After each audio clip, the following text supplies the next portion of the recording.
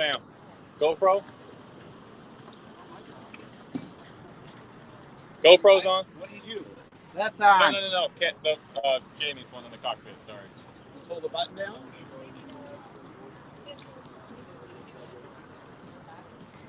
Turn your GoPro on.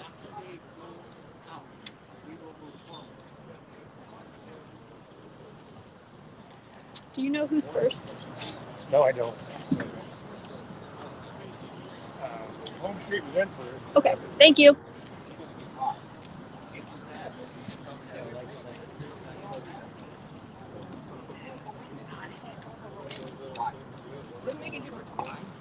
Below 80. He never did.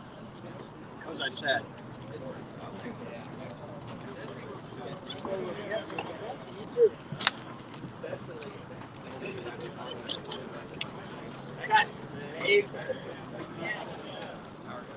Sexy time, baby. Sexy time.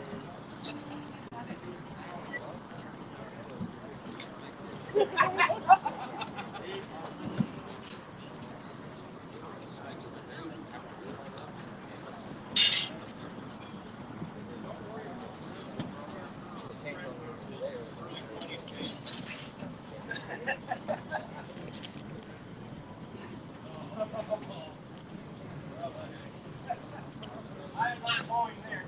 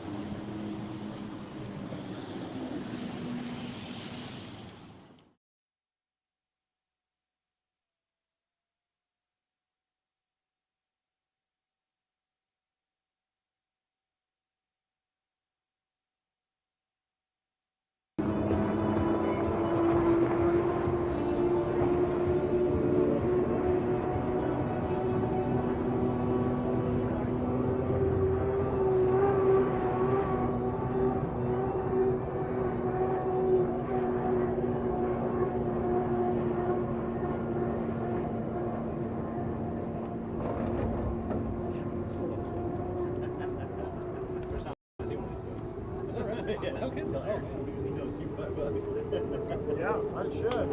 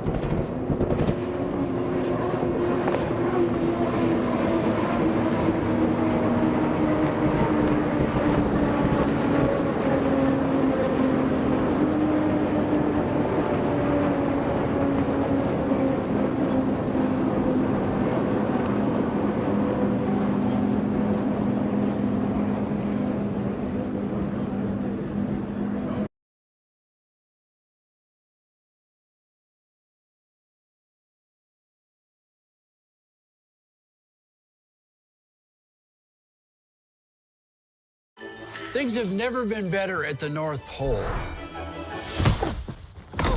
He's back. I think you may have some work to do. Mike, if you can hold on.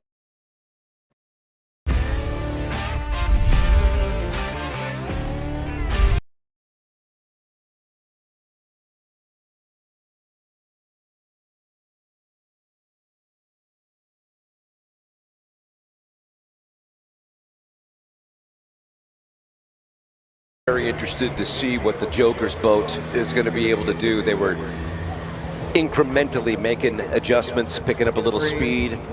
Hopefully they can get a good show here. 5 minutes, and the boats are heading out of the pits. Yes, they are. Right over to Tire Factory, turn number 2. First boat coming out. Well, it's a dead heat coming out. J. Michael Kelly in the U9. Lynx Healthcare presents Miss Tri-Cities. Then it's Dave Villwalk in the U40 to Beacon Plumbing.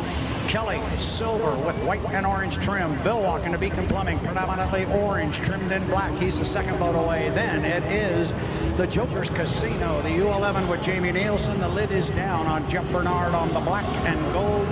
Goodman Real Estate, 4 boats in Heat 1. It's the 2022 race. You got a great shot over there, Mr. Maselli. Boat's right in front of you. Oh, that I do as they come out, and you can just see, again, as soon as you start to hear those turbines kick on, everybody stops what they're doing. They look out onto the water, and now we've got a good group of boats going in a row, and now it looks like the last one finally now pulling away from the pits over by you guys. Any clarification on the points, how this is all going to break down, since we've gone through a couple of different formulas as to how we're going to do the racing? How are the points going to break down? Anybody got a beat on that? I do not have an official beat on that, but I'll bet tonight's dinner we're doing this just as normal, because in this format every boat is going to run 4 times. That's the way they do it in the Gold Cup format, and originally had we had more boats we were going to run a basic Gold Cup format. Everybody would run twice. I'm sure this is full points. Jamie Nielsen has cut across the Esco Electric DMC to the front stretch, following J. Michael Kelly across the Mosteller start-finish line. And then you have Dave Villwalk on the outside in the bright orange, black, yellow trim, Beacon Plumbing. Earlier today, had a couple of boats doing some testing. It looks like they were trying to score up on a buoy to see if they could hit that start-finish line. It'll be interesting to see this first heat if somebody's got the proper formula to hit that start-finish line at full speed and make it a clean start. Just a reminder, all swimmers and waders, we need you out of the water, up on the shoreline. All spectators out of the river and up on the shoreline. Clock now just inside 3 minutes to the start of Heat 1. And Jamie Nielsen cut across the infield to the backstretch through the Esco Electric infield. Keep an eye on those 2 boats going up the backstretch. Keep an eye on JMK and Dave Villwalk. Mike is staying tight to the buoy row. He is on the inside, 2:35 till the starts. I don't think either of those boats, in fact, any of the 3 of them up there, I don't think anybody's going to cut the race course. Nobody wants to be at start finish with 2 minutes. Now here goes Jeff. He's going to cut the course across the bottom end, and we'll see what he does. Watch him. He could conceivably cut the top end of the race course. We'll see what he does coming up on 2:10 right now. So Jamie Nielsen close to the buoy line at the exit pin of our White's Finish Furniture turn number 4. Can he get around in another 2 minutes? Oh, yeah. Yeah, I think that's about right at that 80-mile-an-hour mark. So he's trying to keep lane 1. But J. Michael Kelly's behind him, also in that same lane. So something will have to give here. Dave Villwalk is on the outside, but it looks like he might edge in a little bit. I wonder where he's going to end up. And just off the exit pin now of White's Finish Furniture Hardwoods turn 4 is Bernard in the Goodman Real Estate 91. And Dave is doing some S-turns coming down the front straightaway to scruff off a little bit of time. Jamie is down here at 1:26, my mark. You don't want to be here before 1:30, so it's going to be a little tight for Jamie. He cannot go below 80 miles an hour. So here comes Kelly. He is behind in the corner, still sitting in lane 1, but Nielsen. Goodman boat with Bernard across the Esco Electric DMZ. Oh, he's early. He's early. 1:07. That's a big move. Remember, we saw some of those 80-mile-an-hour penalties happen in Guntersville, Brad. We sure did, and that's a gutsy move. There is still 50-plus seconds before the start, and Jeff's already up at the top end. I was thinking perhaps Jamie Nielsen was a little on the early side, but Jeff's recordings just got better. Hey, it's Dana from StreamYard. 3 seconds. Well, and remember, guys, in the E350s yesterday, we had some issues with timing as well, and a lot of the crews that were involved in the races we saw with them yesterday. Doesn't look like he's going 80 miles an hour to me. It's a tough one, isn't it? He's just inside 30 seconds. See if he goes way wide. He's going extremely wide now at the top end in lane number 3. Maybe he's cut it back to the inside. We're at 20 seconds. Watch Vilwalk and Kelly. This is going to be close. Yeah, so in lane number 1, you've got Bernard in the 91. Lane number 2, 10 seconds. Lane number 3 is going to be J. Michael Kelly. Lane number 4 will be Dave Vilwalk. He's early. He's early. He jumped the gun by 3 seconds. 2-1 mark, and it looks like a clean start. And it's J. Michael Kelly leading as they come down the front stretch. He's in lane number 3. Bernard's going to get down here first, but you guys told him across the line. That is J. Michael Kelly. He's got almost a full rooster tail on Vilwalk, and then it's back to Nielsen in 4th. Here now as they round Tire Factory turn number 2. As you mentioned there, Vilwalk again leading right now, but it'll be interesting to see how this plays out as we've got now coming up on the outside that orange and black of the Miss Beacon Plumbing trying to close some ground. Yeah, Dave Vilwalk is trying to run down J. Michael Kelly, but on the backstretch, J. Michael Kelly's got the boat speed. Your race leader out on the course is Bernard in the Goodman Real Estate 91, the black and gold boat, but he was early across the start-finish line. The review is underway upstairs officially. Official jump. News. He jumped it. That's an official from the Okay. H1. So the 91, we counted him as good 3 seconds early at the start-finish line, just out of shape after cutting through the Esco Electric infield. He will cross start-finish line first at the end of lap number 1. J. Michael Kelly in second place, the Miss Tri-Cities. 148.46 on the first lap. The third place boat is Dave Vilwalk, but he's second because of the penalty for going early for the Goodman Real Estate 91. Jamie Nielsen has not been able to find good boat speed, and he is the trailing boat heading down into All Doors Incorporated turn number 1. Yeah, now here at Tire Factory turn number 2, same situation. We do seem to see that orange and black boat closing a little bit of ground now. We mentioned Bernard with that early start. Not so much incentive perhaps to keep going, but to be determined now as they work along the Griggs backstretch towards Sun Pacific Energy turn 3. J. Michael Kelly is going to go ahead and pass Bernard in lane number 2 and head around the top end of the course. Shell Sun Pacific Energy turn number 3 into White's Finished Furniture turn number 4. And our Buffalo Brothers friends in turn 4. Pretty good racing action. J. Michael Kelly is going to claim the lead away from Bernard as they come across the start-finish line, and the white flag is out. One more lap to go, and it does not look like Dave Vilwalk will have enough boat speed or enough real estate to challenge. J. Michael Kelly getting a little bit out of shape coming down the front stretch into All Doors turn number 1. Yeah, he's getting down here. He's to the entrance pin right now. He's got almost 2 rooster tails on Dave Vilwalk. Dave Vilwalk is running third on the water. He is in second place there. Yeah, again, at this point, it does seem like it's J. Michael Kelly's to lose, but stranger things have happened. He's got about a rooster tail, maybe a rooster tail and a half lead. A little bit of rough water for the Goodman Real Estate 91 and Jeff Bernard heading through a sloppy turn number 2. Back up the back stretch, it is a 2 rooster tail lead for your race leader. That's J. Michael Kelly. Lynx Healthcare presents Miss Tri-Cities. Into Sun Pacific Energy, Shell Sun Market turn number 3 to the exit pin of White's Finished Furniture turn number 4 and onto the front stretch. Checkered flag is out. Dave Vilwalk is going to pass up Bernard in turn number 4, but swings way out wide. Bernard may be able to hold him off on the front stretch. Across the start-finish line, checkered flag is out. J. Michael Kelly gets heat number 1 victory. Second place will go to Dave Vilwalk in the Miss Beacon Plumbing. Third place will be Jamie Nielsen. And again, the Goodman Real Estate boat in the 91, a little bit early across the start for Jeff Bernard. It's a good boat ride. Unfortunate series of events for Michael Kelly. The 9. Lynx Healthcare presents Miss Tri-Cities, followed by Joker's Casino, the 11 with Jamie Nielsen, Dave Vilwalk in the Beacon Plumbing, the 40, and coming out now will be Jimmy Shane in the 1, Home Street. Boy, I'm almost wondering if they changed something in the U9, J. Michael Kelly's ride. Lynx Healthcare presents Miss Tri-Cities because he's pulled his foot on it now, but he came out of the pit area like a house afire. And he ran hard up the backstretch. Now he's pulled his foot and backed it way down. And in fact, how far down is he? down.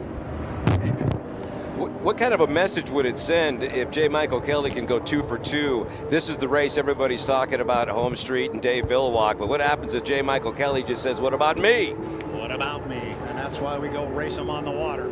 Well, he wants lane number 1 again because that's where he's parking. It's early yet as they come across the Mosteller Memorial start-finish line. It'll be Jamie Nielsen, 3:30:11, 3 minutes 30 seconds. And Nielsen may be doing a little bit of a crossover as he heads down to All Doors Incorporated, turn number 1. Jimmy Shane comes across start-finish now. And then still up at the top end of the course, just at the exit pin of turn number 4 is Dave Villwalk in the 40 Beacon Plumbing.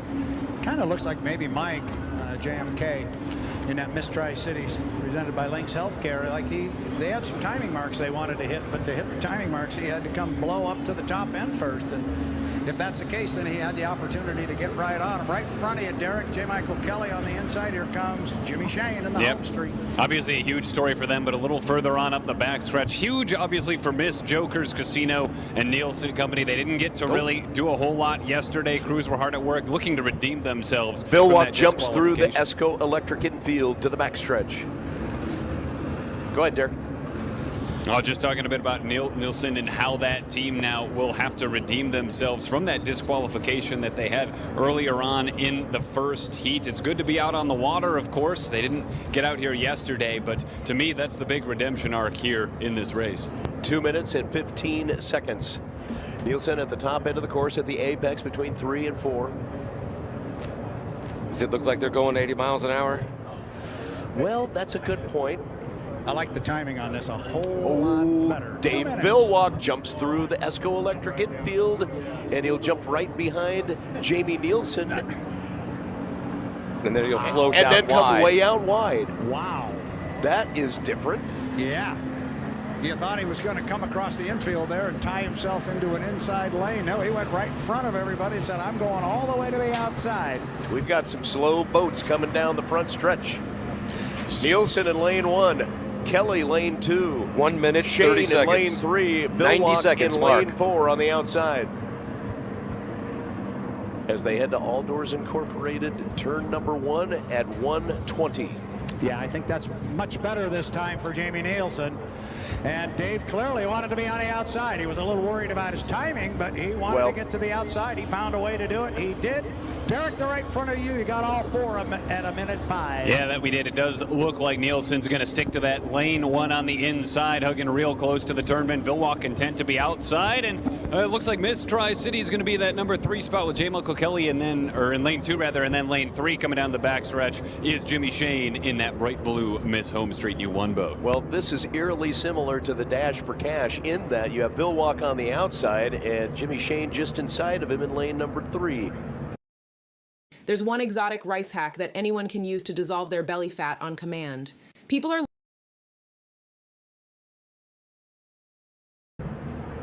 Clock at 37 seconds to the start of Heat 2. Nielsen, lane number 1. In the 11, Jokers Casino, lane number 2. The 9, Lynx Healthcare presents Miss Tri-Cities with J. Michael Kelly. Lane number 3, Home Street, the 1, Miss Madison. And Jimmy Shane, and on the outside, the U40, Beacon Plumbing with Dave Villwalk. It's a testament to the speed of these amazing machines. They just don't look like they're going at least 80 miles an hour, and they are. He's putting his foot into it. Here we go. 8 seconds. 5 seconds as they come down the front stretch. Shane's got the boat speed. 1 mark. Good start. It's a clean start, and it's going to be Jimmy Shane leading in lane number 3 as they come down the front stretch. But look at Villwalk on the outside. He's challenging. J. Michael Kelly's got good boat speed in lane number 2. It's a good start. Wow, Jimmy Shane with a line. Oh, there goes Davey. Oh! Oh!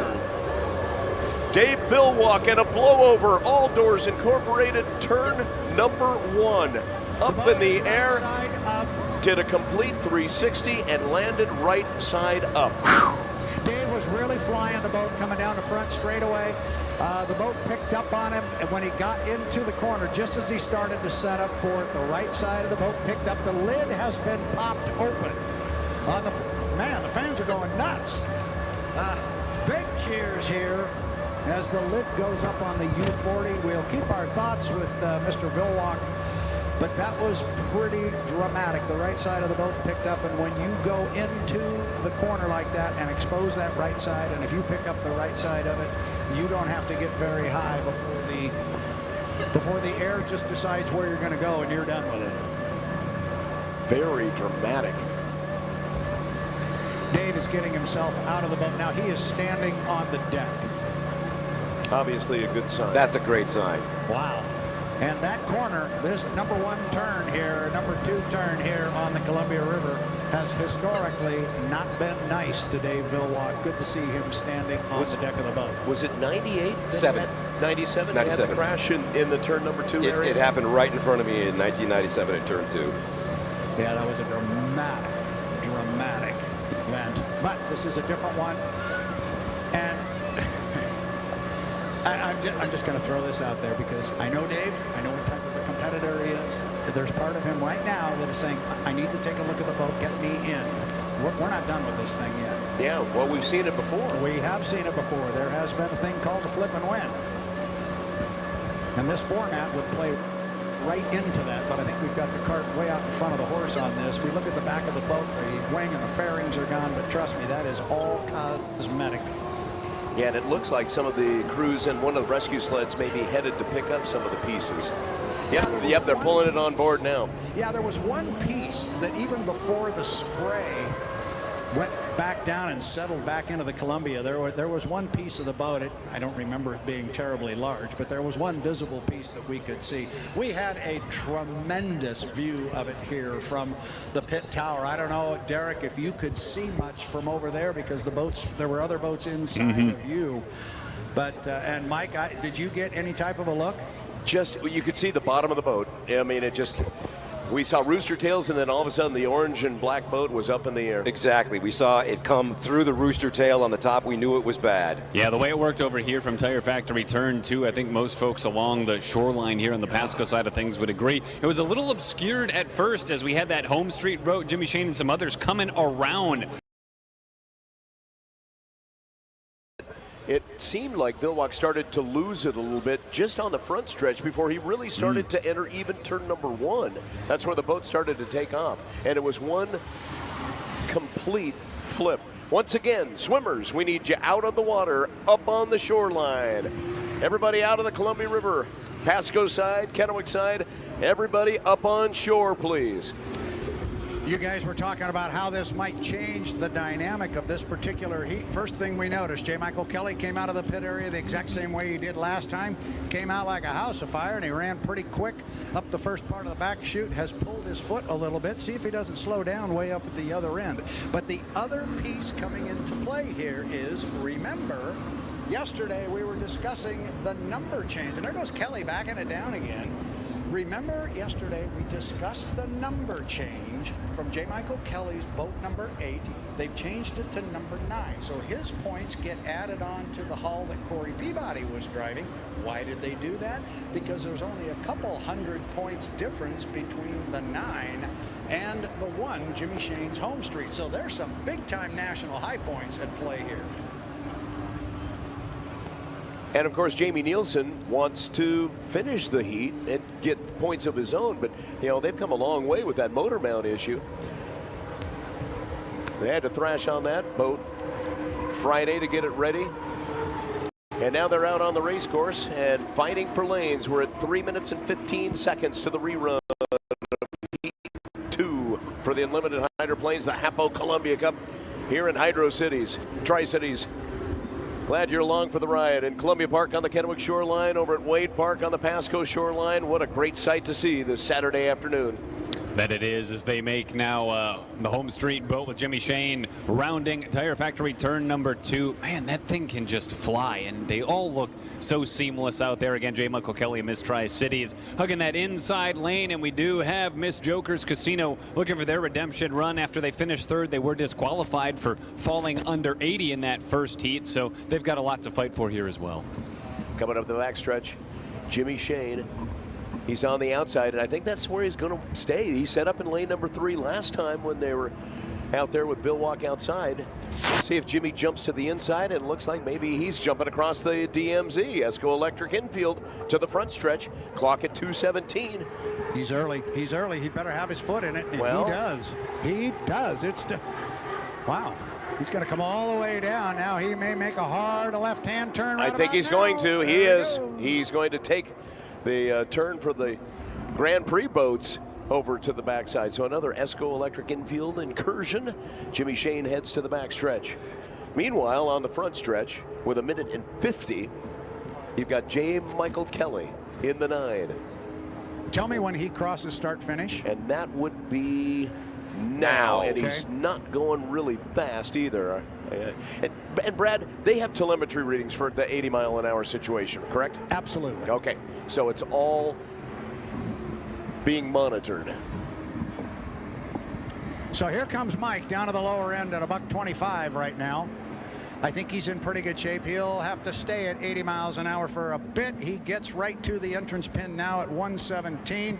Then it's going to be Jamie Nielsen in the Joker's Casino. He's going to slot himself into lane number 2. Jimmy Shane's going to wind this blue and white boat up hard on the outside. Derek, he's starting to put the foot down a little bit, but we're coming up on 1 minute to the start of Heat 2.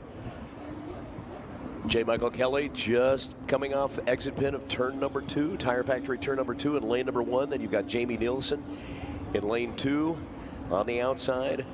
The home street with Jimmy Shane in lane number 3. As they 45 seconds. 45 seconds. And they are directly across from the start-finish line here at the Brutzmann's Memorial Barge. It's the parade lap. Do they have any indication in the cockpit on that 80-mile-an-hour situation too, Brad? Yes, they do. All right, so they're well aware of that when it does occur. Back up to the top end of the course into Sun Pacific Energy Shell Sun Market turn number 3. J. Michael Kelly to the apex in lane number 1. 15 seconds, Mark, 15. That's the 9. Lynx Healthcare presents Miss Tri-Cities lane number 2. Miss Joker's Casino with Jamie Nielsen lane 3. Miss Madison 5. Home Street 4. 1 with Jimmy Shane 3, 2, 1. Mark. It is a perfectly clean start from our vantage point. On the outside, that's where you find the boat speed. But look at Jamie Nielsen. He's in the tunnel. He's going to try to take second place away from J. Michael Kelly. Yeah, but he's not going to be able to do it. When they get down here, absolutely dead even. And I'll tell you what, Jimmy Shane's way on the outside, Derek. Don't know what happened to Derek in Tire Factory turn number 2, but we'll take over from here as they get to the exit pin. Jamie Nielsen really backed out of the throttle. Looks like he may have lost some power heading into Tire Factory turn number 2. So on the backstretch, you've got Shane in the lead on the outside. J. Michael Kelly, he's about 3 boat lengths back as they come up that backstretch, the Griggs Ace Hardware backstretch, and dive into Sun Market turn number 3. Both boats into the turn to the apex with Rattlesnake Mountain. A little bit hazy this afternoon in the backdrop. They get to the exit pin of White Furniture and Hardwoods, turn number 4. They are deck to deck. Jimmy Shane is going to squirt forward and take the lead away as they come to the start-finish line and across at 159.061 miles per hour. It's Jimmy Shane with the lead in the home street, heading into All Doors Incorporated, turn number 1. Home street, Jimmy Shane walks the sponsons to the entrance pin of the corner, but Kelly staying right with him on the inside, Derek. So it's on the inside, J. Michael Kelly with the short course around, and he was able to reel in Jimmy Shane just a little bit, but Shane starts to pull away on the backstretch. This is where you really watch on the Griggs backstretch to see which boat has the power, and right now it's Jimmy Shane in the home street, and he is starting to pull away, almost a full rooster tail lead. Now, J. Michael Kelly has the opportunity to cut into that lead as they head into Shell Sun Market turn number 3. To the apex. J. Mike with a really nice turn on the inside, hugging the buoy line, but Jimmy Shane with boat speed on the outside, and he's going to be impossible to catch in that one home street as they come across the Mosteller start-finish line. It's a half a rooster tail lead for Jimmy Shane coming down the front stretch. Yeah, it is Jimmy Shane, and he is showing some incredible speed, and he's also letting J. Michael Kelly know, yeah, I let you get on the inside of me, and you still can't run with me. Home street back, Jimmy Shane. Easily a rooster tail length lead now. Sorry guys about that delay. We're back in action here at turn number 2. Generator ran out of fuel, but we're good. So it is that home street boat again, a rooster tail length lead over Miss Tri-Cities and J. Michael Kelly now as they enter the Griggs backstretch. Yeah, and the white flag out on the course for Jimmy Shane in Heat 2 in the Miss Madison. Jimmy Shane's first lap of 159 miles an hour. I believe that's going to be another course record in a heat qualifier, if I'm not mistaken. So it's the cream of the field right now for Jimmy Shane. Just an incredible boat ride. He's bringing it home, Mike. And off the exit pin, White's Finished Furniture and Hardwoods, turn number 4. Jimmy Shane onto the front stretch. Checkered flag is out.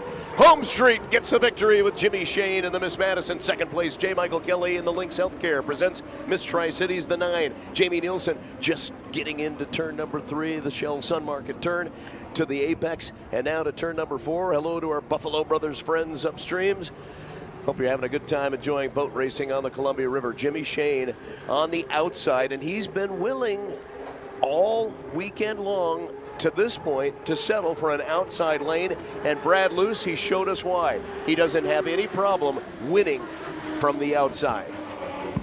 No, he doesn't, and it sends a pretty strong message that I think you may have some work to do. Mike, if you can hold on to that right there, I got to run upstairs for a moment. You got Sorry, it. I had to do that. Not you, Mike, another Mike. But you're right. I mean, to be able to do that from the outside, and if he turned that at $1.59, I just found my paperwork. I'm going to look up those numbers.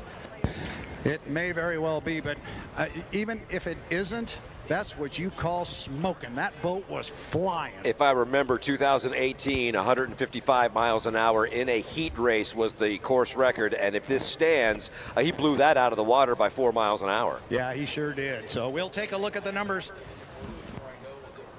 Performance. So down at the Neil F. Lamson pits, again, our American Radiator pit reporters, Brad Luce, Glenn Vaughan, we would probably be seeing drivers all snug in their cockpits getting ready to push out from the dock in just minutes. They are indeed. All the lids are down. The noses are starting to point toward the center of the Columbia River.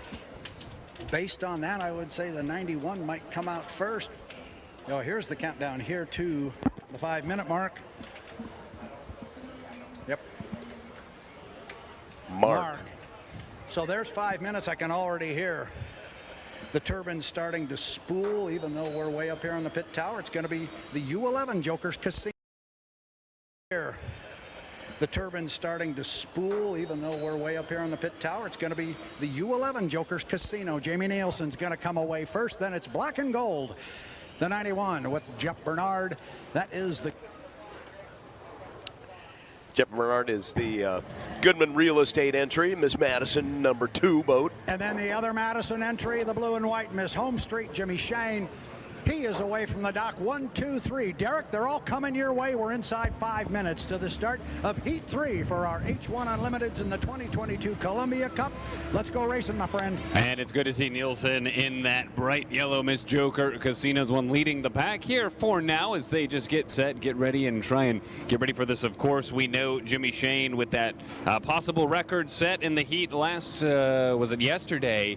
Should be an interesting zone to watch here again now as they get set up here, coming now round Tire Factory turn 2 all the way down the Griggs backstretch toward that Sun Pacific Energy turn 3 marker. Now the Grand Prix America boats, they have assigned lanes. The E350s, they don't, and obviously the H1 Unlimiteds, they don't. So the race before the race is underway with 3 minutes and 40 seconds to the start of Unlimited Heat number 3. And it looks like, yep, cutting across the Esco Electric infield was Bernard in the Goodman Real Estate 91. Earlier during the boat races, he cut across way too early yesterday.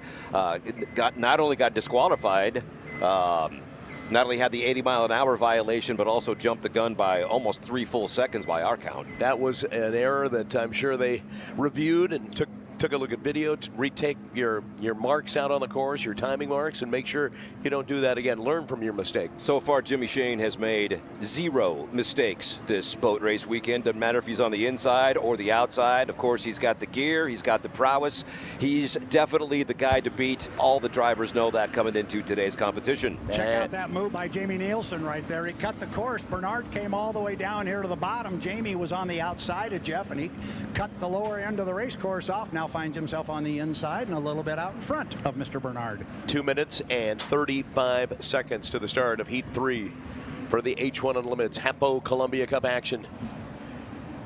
Boy, and since we've been racing yesterday, Jimmy Shane in the U1 home street has been on a first-name basis with those outside course markers. Yep. Derek, he was right up against him. Oh, yeah, and that continues to be the case. Hey, he's found where he likes out on the course, and it seems to be working for him. I think one of the more interesting situations here that we'll have to be watching for with Jamie Nielsen and, of course, the U91 Goodman Real Estate boat as well is those timing on those starts, and I think both actually were disqualified from some heats yesterday for falling under 80 miles per hour in these earlier rounds in this race before the race. Exactly. Well, I can tell you right now, those two guys coming down the front straightaway are in a pretty good spot. Yeah, they went way out wide at the exit pin of White's Finished Furniture and Hardwood's turn number 4 to scruff off a little bit more speed. They're just across start-finish line now. He's running, he's doing the S curves. He's going to jump. No, he's going to just kind of do that S move, that snake move down that straightaway to stay above 80 if he can and be in the right position if he can. When you're on the outside, like Jimmy Shane is prone to do, obviously you're covering more area, but when you're diving into turn 1, there's just not that much water there. What's the advantage of staying outside with that boat speed, Brad? Clean water. Clean water's the big one there. If you've got enough boat speed to field to drive around everybody, if you can get clean water out there, then you can go for it. Coming up on 1 minute, I think they're going to be okay. Also looks like Bernard's going to be on the outside, and this time Jimmy Shane will tuck in the center position unless he moves out now. Watch him, Derek, and I think he just did. He did. He just jumped the wake. He's now moved to that outside lane. Staying right where he likes, as you mentioned, Brad, that cleaner water. Well, that's where he won yesterday, lane number 3. So on the inside, the 11 Jokers Casino with Jamie Nielsen. Lane number 2 will be the Goodman Real Estate 91 Miss Madison with Jeff Bernard. The other Miss Madison boat, the 1 Home Street with Jimmy Shane in lane number 3 as they head up the Griggs Ace Hardware backstretch. Nielsen in 1, Bernard in 2, Shane in 3. Countdown is on. 18 seconds to the start of Heat 3 as they come to the apex and now around the exit pin of turn number 4 with our Buffalo Brothers friends in the camp up at turn number 4. Hitting the throttle now. 7, 6, 5, 4, 3, 2, 1. Mark. Ooh, Good it's a really clean start. That was really close for all the boats. The boat speed note's on the outside. Jamie Nielsen's on the inside track. He'll get down there first, but look at the outside boat, the home street. It's a clean start, by the way. It's a good start. Absolutely, it was a good start down to the lower corner. It was Bernard that got down there first with lane position, Derek. Yeah, phenomenal start and phenomenal turns here as now Bernard looks like he was taking the lead out of that turn 2, but along the Griggs backstretch here, that home street boat, Jimmy Shane, we know he's quick and he looks to be now pulling ahead. Yeah, but watch Bernard in lane number 2. He's going to challenge Jimmy Shane as they come up the Griggs Ace Hardware backstretch. They'll be diving into Sun Pacific Energy Shell Sun Market turn number 3, and it's Bernard with the lead, at least for now. Jamie Nielsen's in lane number 1. He'll gain a little ground on that inside lane as they come to the exit pin of turn number 4. It's the Goodman Real Estate boat with the lead by about 4 boat lengths over Jimmy Shane. Nielsen falling back a little bit in 3rd place now, about a half a rooster tail back of the leaders. Now it's Shane challenging on the outside in the home street. He's going to pass Bernard as they head into All Doors Incorporated turn number 1. Madison Racing running 1-2, just not sure which one's first. It would be the Goodman Real Estate 91 with Jeff Bernard. Oh, and they are close, but Jimmy Shane dances those sponsons a little bit in that turn. He lost a little bit. He'll have to make it up here along this Griggs backstretch where he's got that speed on the outside. Meanwhile, Miss Joker's Casino boat, Jamie Nielsen, still hanging out in that third about a rooster tail back. Jeff Bernard, first lap speed, 149.3. Second place, the home street, 147.2. Deck-to-deck racing, Sun Market, turn number 3 into Woods Finished Furniture, turn number 4, deck-to-deck with Goodman Real Estate on the inside, Miss Home Street on the outside.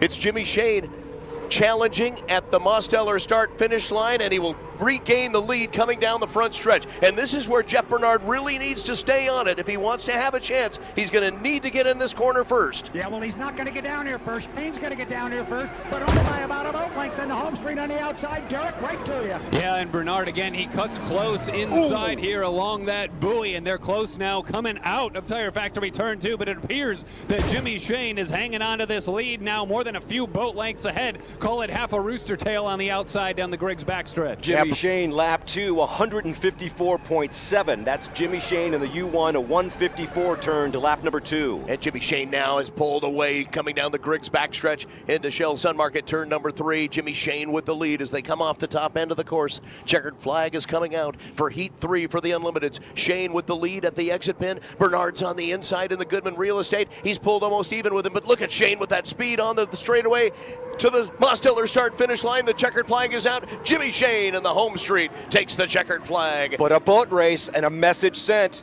Hey, he will not go away. Jeff Bernard, 91 Goodman Real Estate, a perfect run except for that final lap in Tire Factory, turn number 2. Had to back off the throttle a bit, and that cost him going on to the Griggs Ace Hardware backstretch. But that was competitive. There's no question about it. A very competitive boat race.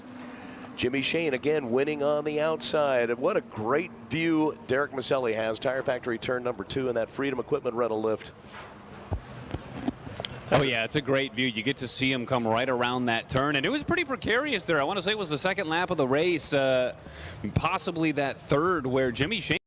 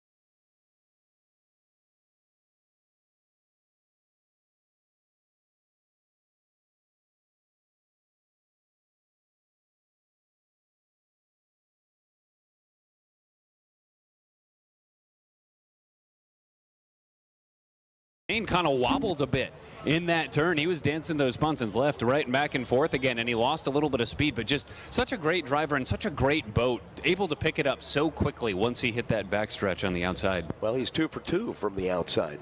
That's and the dash for Cat. You know, you take a look at what we've been able to see so far. He's willing to settle for the outside lane because he knows that boat will perform well enough for him to take the checkered flag. However, though, with the distance, he had dominated every race so far. This one was still a little bit out. It was still up in the air as they were coming down the stretch. Yeah, he did pull away at the end, but I don't think it's a guaranteed win if he stayed on the outside the whole time. I mean, I understand stay out of that rough water, let them all fight for that, but you know, you have extra area to cover when you're riding in the outside. You're one small error away from not finishing first. Line, are you ready to go racing Tri-Cities? It is time to get the H1 Unlimiteds back out on the water. It is heat number 4 for the H1 Unlimiteds. Afternoon. Let's go down to the pits. First, I got a question to ask. We've got significant cloud cover, no shine to look at, see the rollers. What the race conditions with a little breeze picking up in the cloud cover? Definitely different than yesterday. Good points, bad points for the drivers as they navigate now a somewhat different course than what we had this morning. I guess if I was going to answer that question, is we're 3 seconds, 2, 1 mark. 5 minutes. Our boats are starting to come out for our heat 4.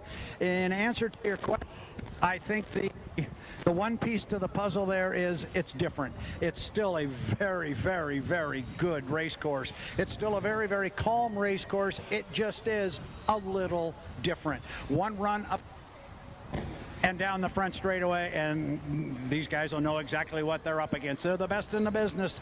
These are the boat racers that have come up through the ranks. They've excelled all the way to this point, and they are in the fastest race boats in the world. They know how to handle it. They just got to know what it is. Right in front of Derek is the Chartreuse in royal blue. That is the U11, the Joker's Casino. Met some Joker's Casino people during the air show. Some great folks here. They're having a great time. Also had a conversation. Boy, they're doing this right in order. The powder blue and white, the U1, Miss Home Street. Met some of their folks, and all of a sudden we've had the lid down on the 91, the Goodman Real Estate, and now all of a sudden crew members have jumped on board and the lid has gone up.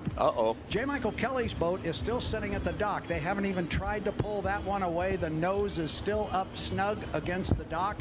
I'll throw it back up to you guys, and I'll keep an eye on the pit area down here, but now perhaps a little bit of drama with the 91, the Goodman Real Estate. Let's head over to Tire Factory turn number 2, and Derek Maselli for News Radio 610 KONA. The one thing that I noticed, the wind is coming right at me now, so it's got to be right at your back as you look up towards the top end of the course. Yeah, that's exactly the case, but the water still looks pretty smooth. It does. Out here, actually. So I don't anticipate, at least until maybe the guys start chopping it up themselves, as we've got a full slate of races coming up this afternoon. Right now, it's still looking pretty much like glass out there, despite what is definitely a noticeable breeze at my back now. Here comes Kelly.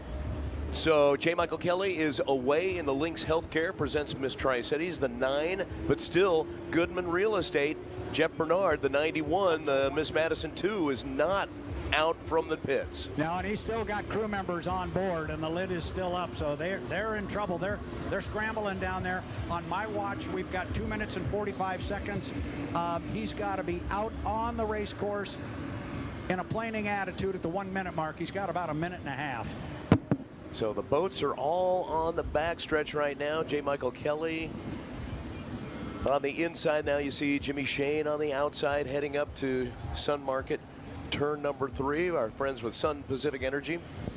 Now as the boats come around the top end of the course to the apex and to the exit pin of White's Finished Furniture and Hardwood's turn number 4, that's where they're starting to pick up that breeze head on. So and that's what we'll be watching. Quickly, like Brad was saying, within a lap, maybe within this lap, they have a chance to figure it out. Jamie Nielsen ducks through the Esco Electric infield from back to front stretch and jumps in front of J. Michael Kelly and Jimmy Shane.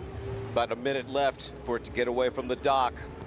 Yeah, the clock is on for Jeff Bernard and the Goodman Real Estate. Jimmy Shane's going to come down at a fairly good clip across start finish, and I think he's going to leapfrog in front. He may want an inside lane for this race. Now he's going to jump across the ESCO Electric infield to the backstretch. Yeah, he was going way too fast to come all the way down the race course. I expect he's going to go up and cut again up at the top end. You know my timing marks. It's a minute 30, and it's a minute 30 right now. And Jamie, oh boy, he's here early, and he's trying to scruff off some time. He's staying outside the buoys. Meanwhile, down in the pit area, there's about 4 people on the deck of the black and gold. Wow. It does not look good as they're coming up on 15 seconds, and it doesn't look good for the Goodman Real Estate. Jimmy Shane across the ESCO Electric DMZ to the front stretch, Brad. You called it. He's coming down the front stretch, heading to All Doors Incorporated, turn number 1. Is he going to dive across here? Nope, he's going to come all the way down. And we're inside 1 minute. That's it for the Goodman Real Estate. They're out. You're going to have a 3-boat heat. Jamie Nielsen's going to be in lane 1 again. He's been there all weekend. See if he can make it work this time. You got him. J. Michael Kelly setting up in lane number 2. And lane number 3 has been a good one so far for the 1, Home Street Bank and Jimmy Shane. So the boats now heading to the top end of the course with 35 seconds to the start of Unlimited Heat 4. And to my recollection, the last 3 of these unlimited heats, all of the drivers have pretty much synchronized their marks and have gotten to the start-finish line. It's been very close, but we've had a good start on all the races except the one yesterday.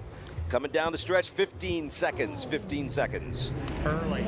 Jamie Nielsen off the exit pin at turn number 4 onto the front stretch. 8 seconds. 7, 6, 5, 4, 3, 2, 1. Mark. It is a clean start, but the boat speed's all the way on the outside. It's going to be the home street. Jimmy Shane leading down the front stretch. J. Michael Kelly's in the tunnel in between.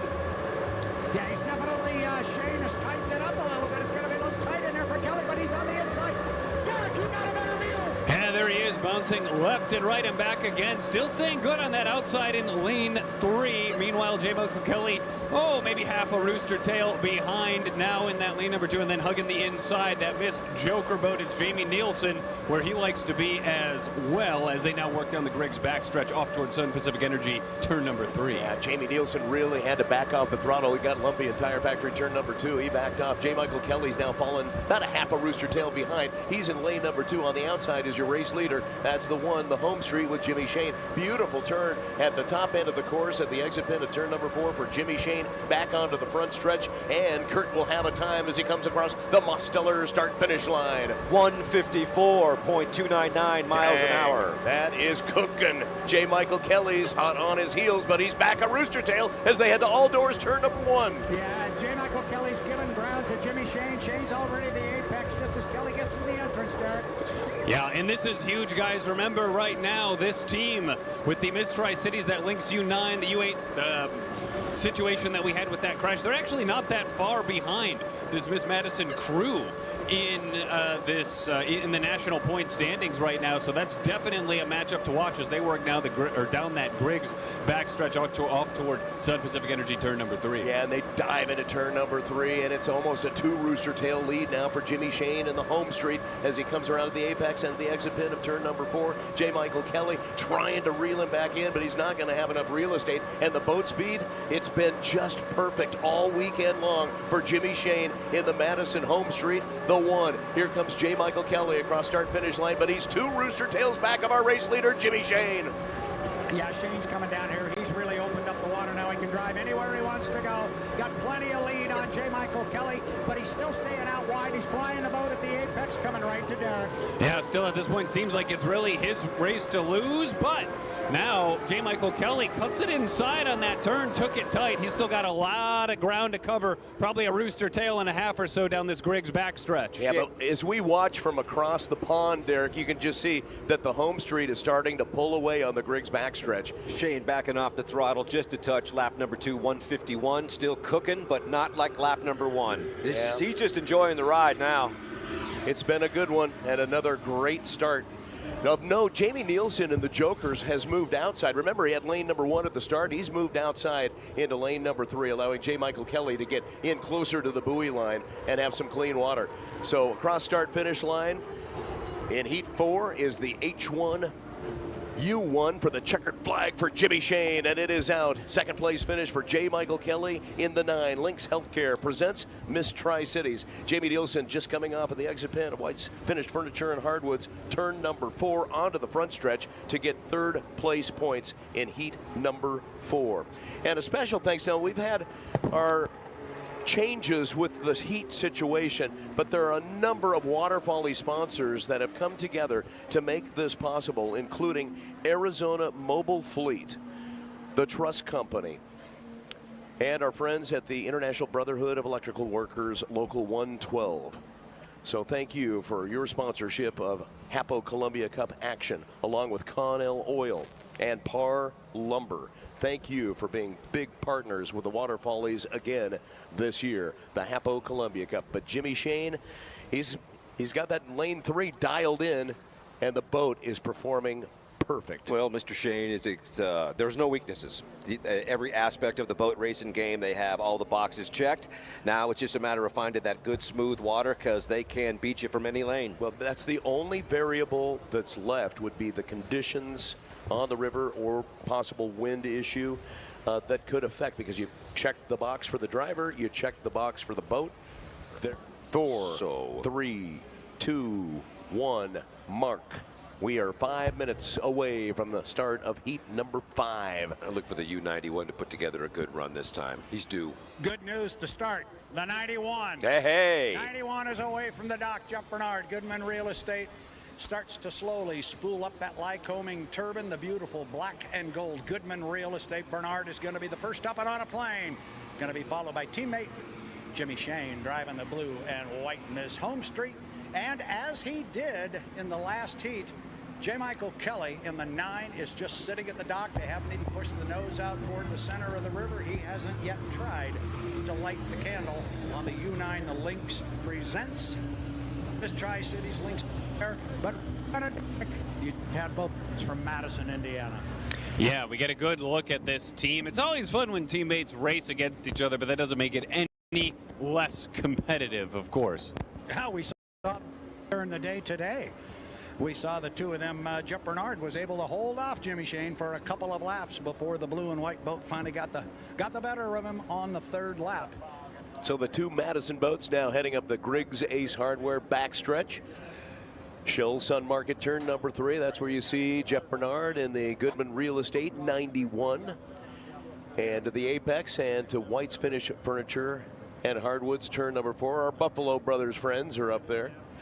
Here comes Kelly. They're just pushing the nose out toward the river, and he is under his own power moving away from the dock. So that changes up where he is going to want to be out on the race course, and we've seen him do this before, Brad.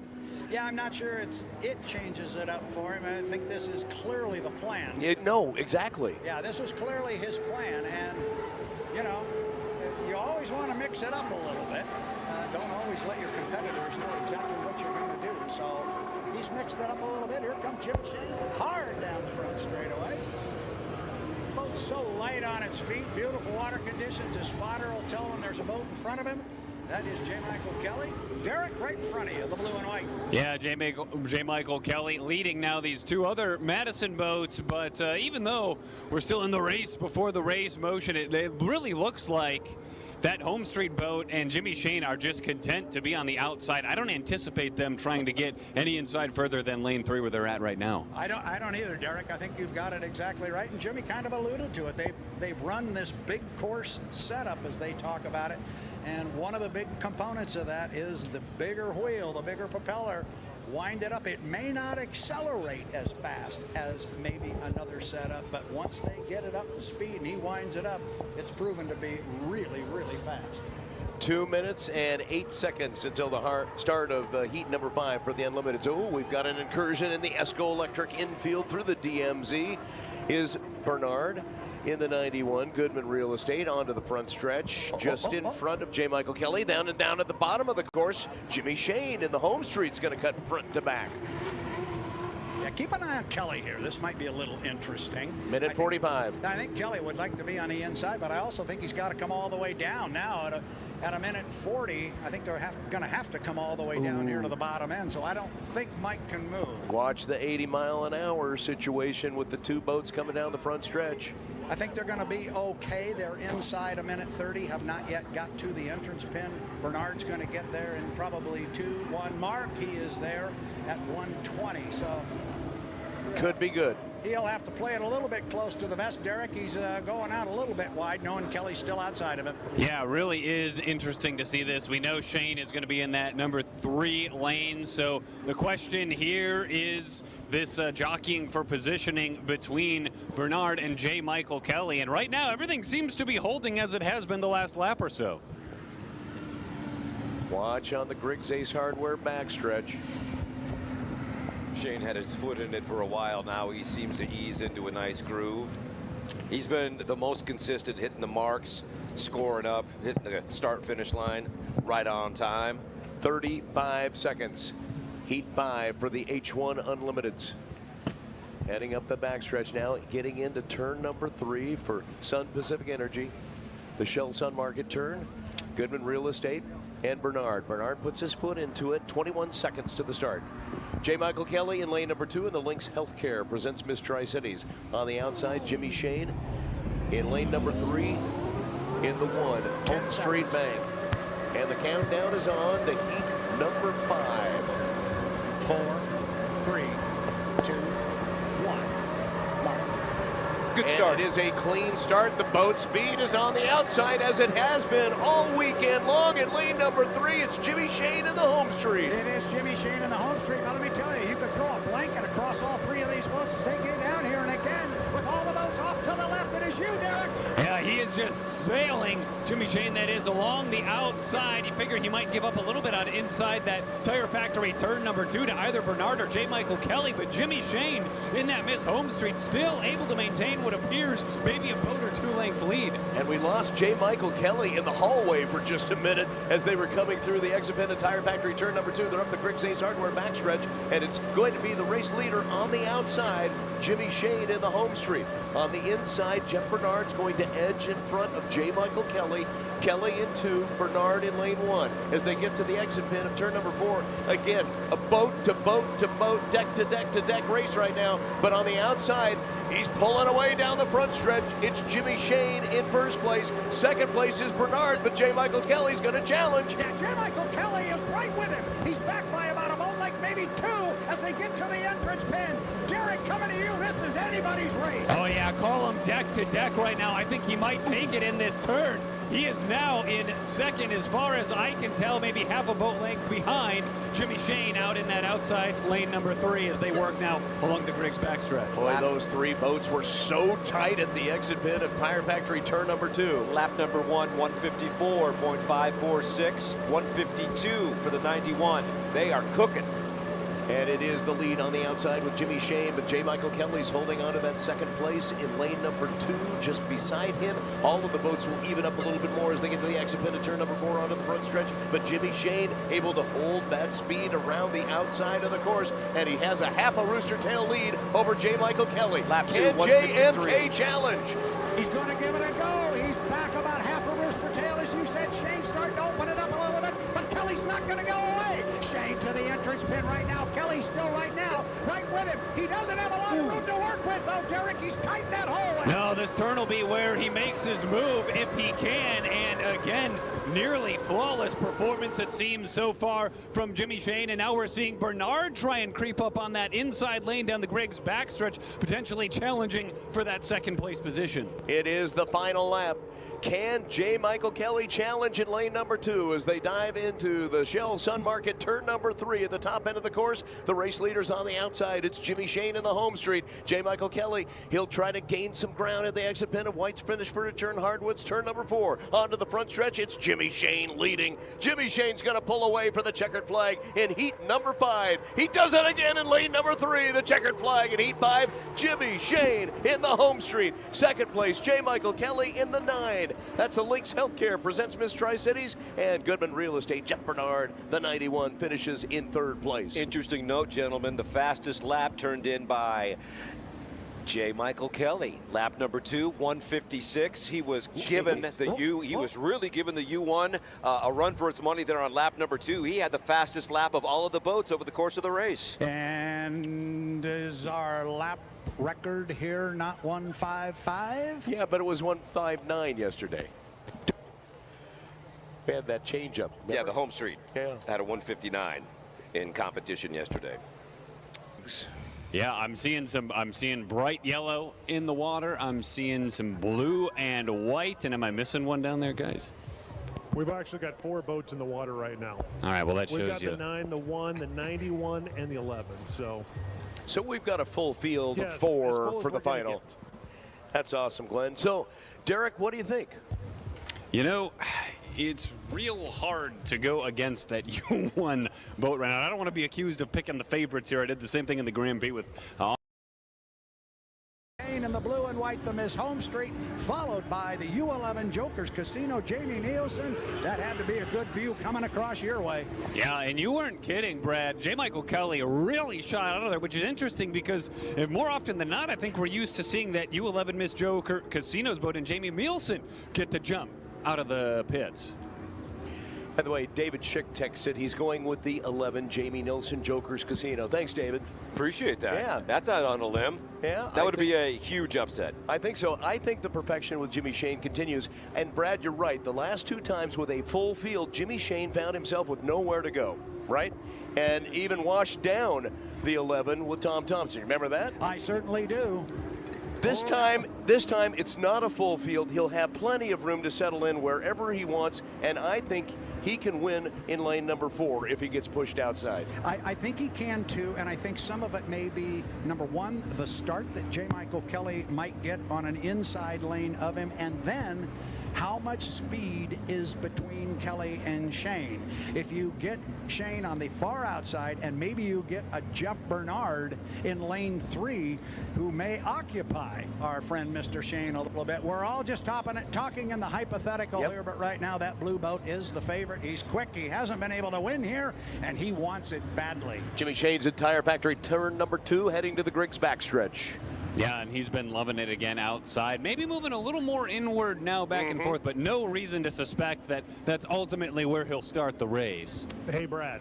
Yes. Penny, for your thoughts. Penny. Winning every single heat this weekend and not doing especially well in the Tri-Cities the last couple of years, does that put additional pressure on Jimmy Shane, or is that not even an issue outside of what we're talking about right now? I think if there is any additional pressure on Jimmy Shane, he is putting it on himself. I don't think the team is at all. Jimmy, just in the conversations I've had with him this weekend, and I've had a number of them, you're able to parse a little bit of what he says. He's very well aware of the issues he's had here over the last few years. He wants to get this right. I think if there is pressure, it's from within. He had been near the inside of the course around the last lap, but at the top end of the course, he's now moved out wide. Now he's going to come back inside, but we've got the Goodman Real Estate with Jeff Bernard jumping across the Esco Electric infield to claim lane number 1. We're at 1:55 to the start of the Hapo Columbia Cup final heat. Hydro race fans in the Hydro Cities, are you ready? A championship is going to be crowned. Bernard down the front stretch. Oh, watch this, watch this. Oh, that's right, that's Shane. He doesn't care. He's going to cut, and then he's going to come back.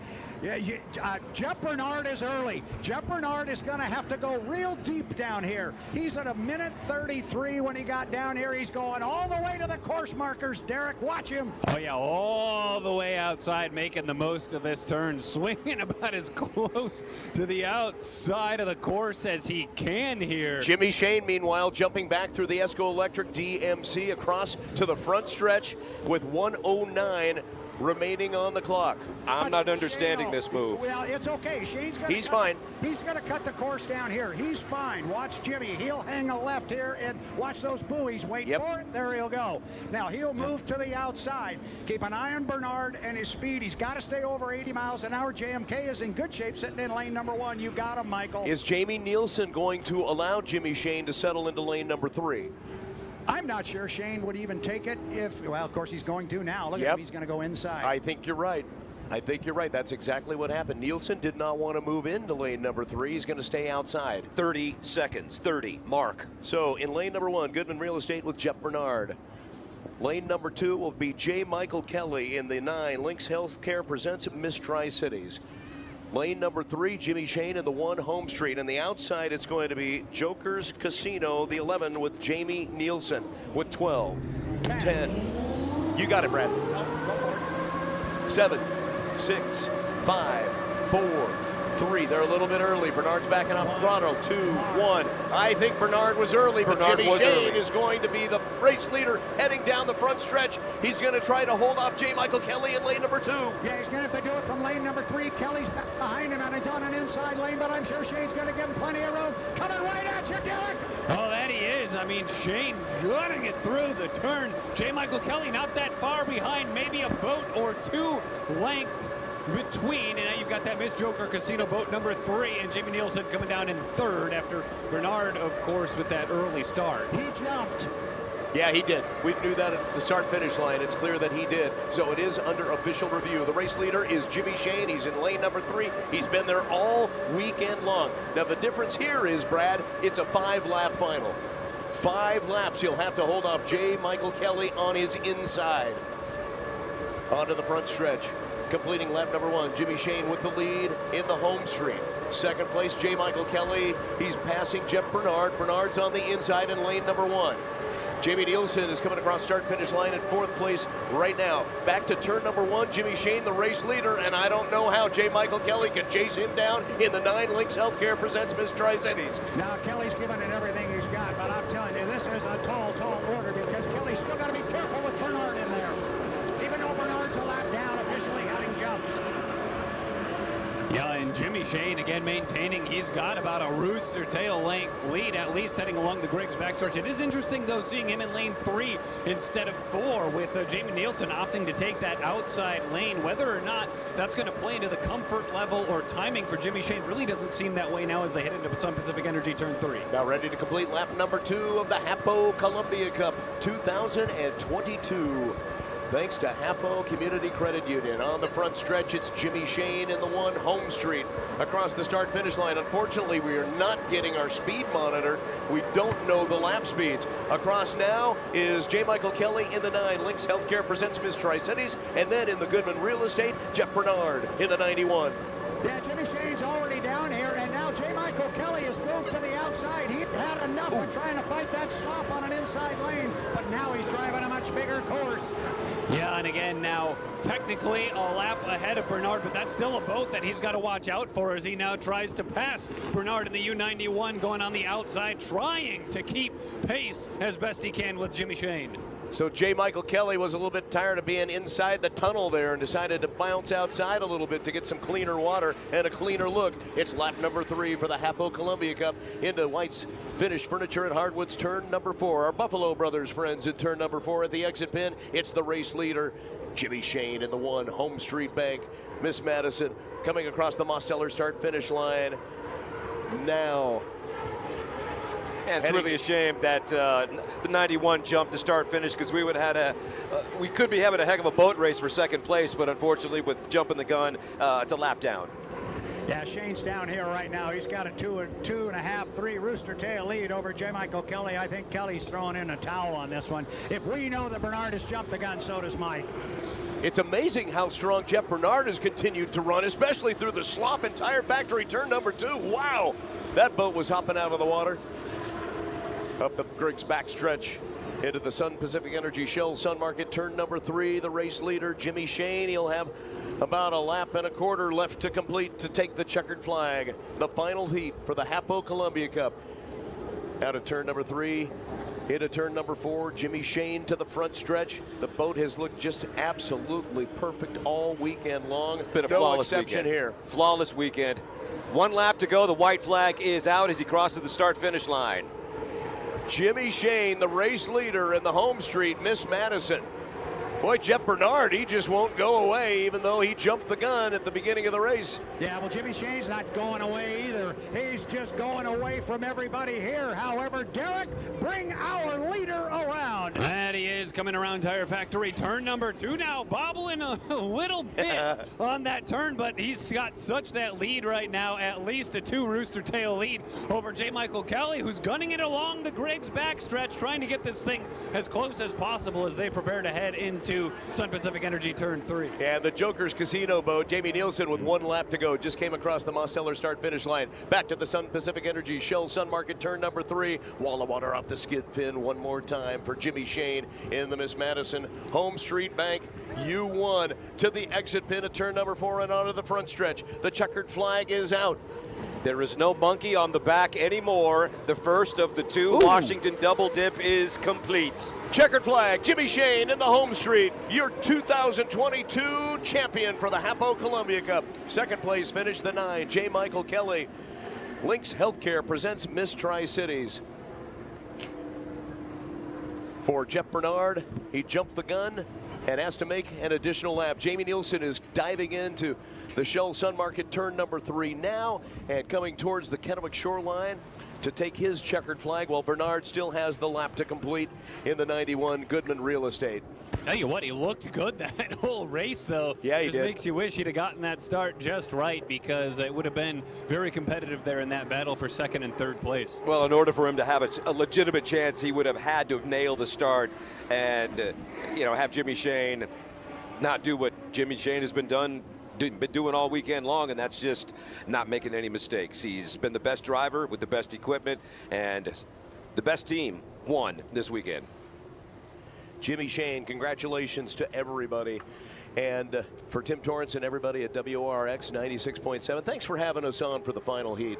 It's unfortunate that it was about 2 seconds early, maybe 2.5 seconds early for the Goodman Real Estate boat, and now we get the checkered flag here for Jeff Bernard in the 91 Miss Madison, their boat number 2. And it was quite a duel between J. Michael Kelly and Jeff Bernard the entire race. I mean, JMK really did want to challenge Jimmy Shane, but there was just no catching the one. You were doing the best you can. It's just, it was his weekend. It was Jimmy Shane's weekend. Introducing new Quaker Chewy Granola. I didn't know that Chewy made cereal. Taste why this changes everything.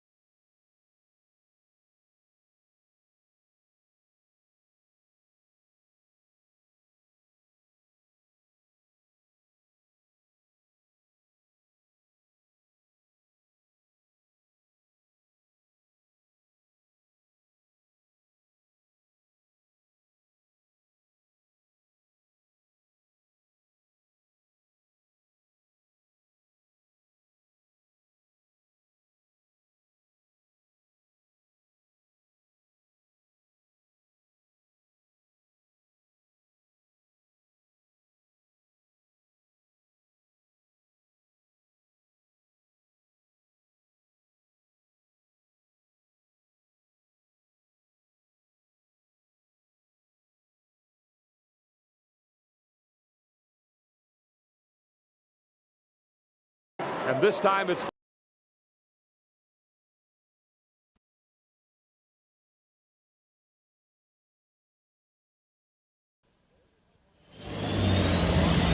the Miss Budweiser with driver Jim Kropfeld. Judging by all standards, this is the fastest race boat in the world. And when you put the fastest race boat in the world on the fastest race course in the world, incredible things can happen. And they have. The Unlimiteds are next.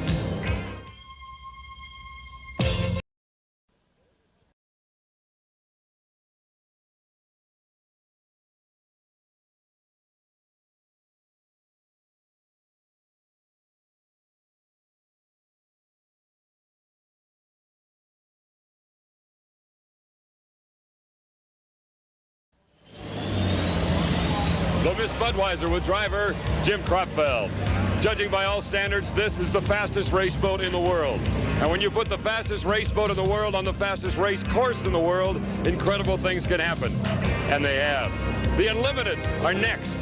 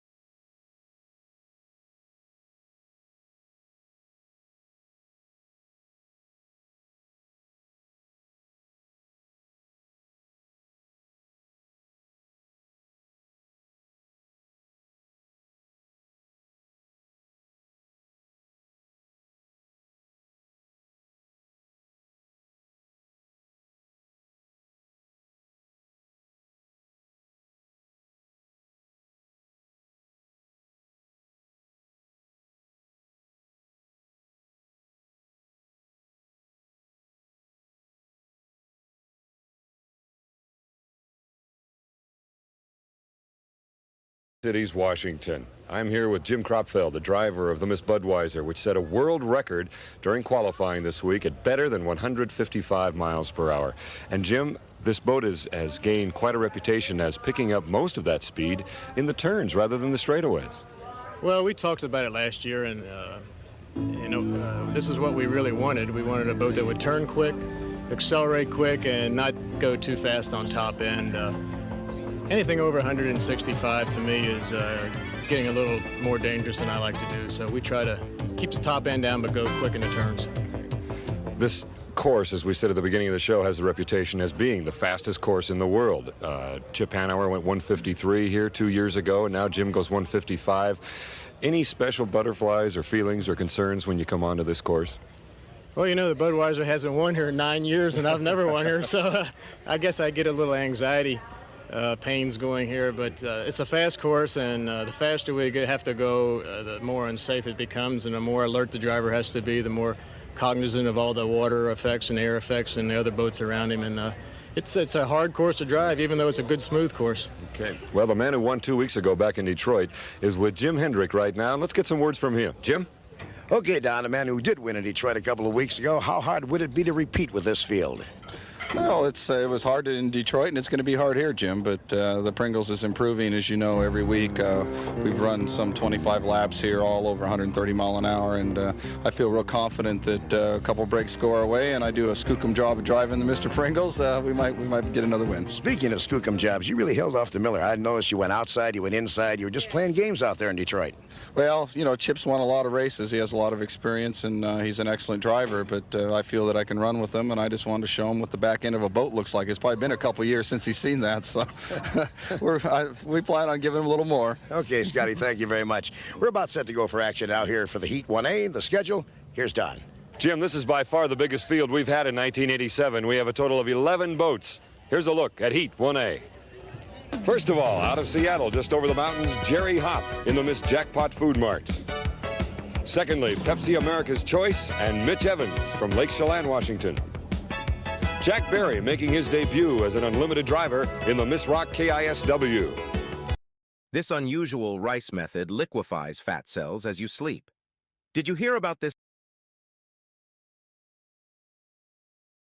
Coming out from Ohio, racing the Polson Miss Madison, qualifying at just under 120.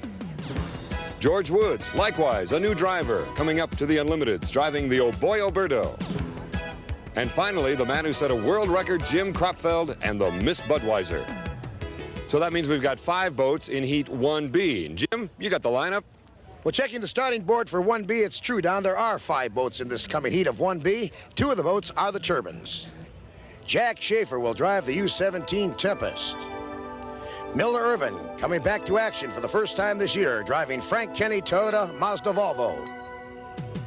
Todd Yarlett and Pietro's Pizza, his sponsor for this event.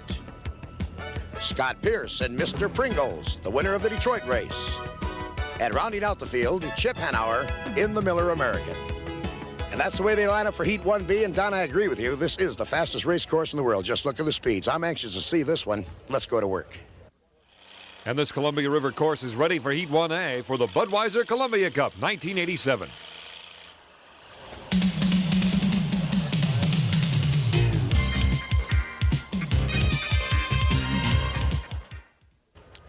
Welcome back to Tri-Cities. We are only moments away from Heat 1A, and one of the drivers in that heat is Ron Snyder of the Holstead Miss Madison. Ron, you're coming up with a new breathing apparatus for this race. I know you've had trouble in the past sitting behind that Allison engine, so now clear air. Well, you know, you haven't had your ride yet, so you don't really know what it's like back there. But, yeah, Doug Ford come up with this thing, and so far it's worked great. All I'm doing is filtering the air that I'm breathing back there through some charcoal filters. You know, there's no air bottles or no oxygen or nothing else with it, and it's been working great. So, you know, you have kind of come back in before noon, and I got an appetite now and go over and eat lunch for the rest of you. So in the past, though, you were kidding earlier saying, well, my bullheadedness finally caved through to the mask. Well, you know, in the years past, we were so tough, us guys sitting back there in the back seat, we never thought of this stuff. Well, now I got seat belts, and now I decide, well, if you can change me on seat belts, because I was totally against them. Now I'll wear a mask. Okay. And it's been great. Good luck today. Thank you. Jim Kropfeld on his way down for Heat 1A, driver of the Budweiser, looking for his first victory ever. And Ron Snyder in uniform. Out goes Jack Berry, making his debut in the Unlimiteds. Likewise for the Oboy Oberto. Jim Harvey, crew chief, owner. How's it feel? You finally made it. We waited a long time for this first heat, so we're all pretty excited. I would imagine back in mid-June when the truck went on fire, you never thought you'd be here? Never thought we'd be this far, and especially this year, but we're back and we're here to stay. Well, congratulations. Thank you very much. Good luck today. June 10, 1987. Jim Harvey was driving the Oboy Oberto rig down to Miami for the first race of the year. But in Alabama, suddenly a blowout, a spark, and the fire that totally destroyed the truck, taking all of Jim Harvey's belongings and personal records with it. Somehow they were able to bounce back and make their debut here in Tri-Cities in 1987. Now for Heat 1A, the drivers. Jerry Hopp out of Seattle, driving the Miss Jackpot Food Mart. Mitch Evans, not far from home, Lake Chelan, about 2 hours away from here. Jack Berry is making his debut in the Unlimiteds, drove the 2 1/4s in the past. Ron Snyder likes to race here in Tri-Cities, the Columbia Cup, southeastern corner of Washington State. George Woods, 5 and 6 liter racer, also K-Boats, now moving up to the Unlimiteds. And the defending national champion, Jim Kropfeld, looking for his first win here in Tri-Cities. The rundown, a full field of 6 boats. That's all this course has room for. That is usually the max on any course for that matter. 11 total for the day. Heat 1A, a good rundown. Only one turbine, that being the Budweiser, which is of course a good break for Jim Kropfeld and the Budweiser crew. Here we go now as all 6 boats are running and they come down the main straightaway for the first time. Ron Snyder, the Holstead Miss Madison, George Woods, the Oboy Oberto on the inside. You hear the gun. On the way outside is the Miss Budweiser with Jim Kropfeld. Ron Snyder with another excellent start in lane number 2 in the Holstead Miss Madison into these very, very wide turns. Budweiser getting a little out of shape as he goes into the first turn. Look at the Holstead Miss Madison. On the inside, George Woods holding his own, the rookie driving the Oboy Oberto down the back chute. The turbine-powered Budweiser, the Allison. Look at Snyder accelerate past the Budweiser going down the back straightaway. On the inside is George Woods, the Oboy Oberto, a Merlin engine, something that is becoming quite a rarity in unlimited hydroplane driving. He has dropped back just a bit into 3rd place. But the race right now between 2 Ohio natives, Jim Kropfeld on the outside of the Budweiser. Look how wide he's going as Ron Snyder holds on to lane 2. Coming down to complete lap number 1.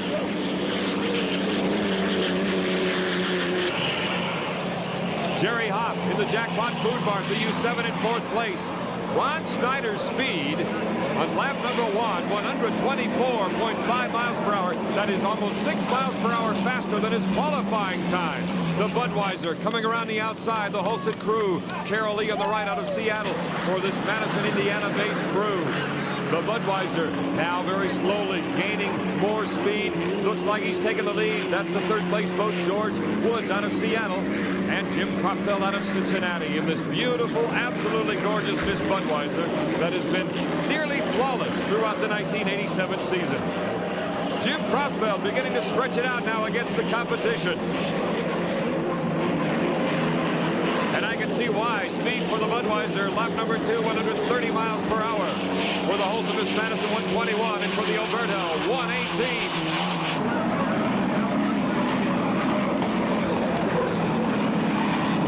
Advantages on this course is the wide turns, and that really favors Ron Snyder in the Hulset Miss Madison. This is Jack Barry in the Miss Rock KISW as the Budweiser goes down the back chute. Beginning to string out just a little bit now as the Budweiser is in control, and Ron Snyder driving the boat that has won more races than any other boat in existence, the Hulset Miss Madison. 22 victories for that hull. I've worked at some of the largest retailers on the planet. You think they all have it figured out, but Shopify really does. You can build a totally custom application, and by doing that, year over year, we've been having problems down in the west turn. As the Budweiser comes into exactly the same turn, we'll have to get around Jerry to complete lap number 3.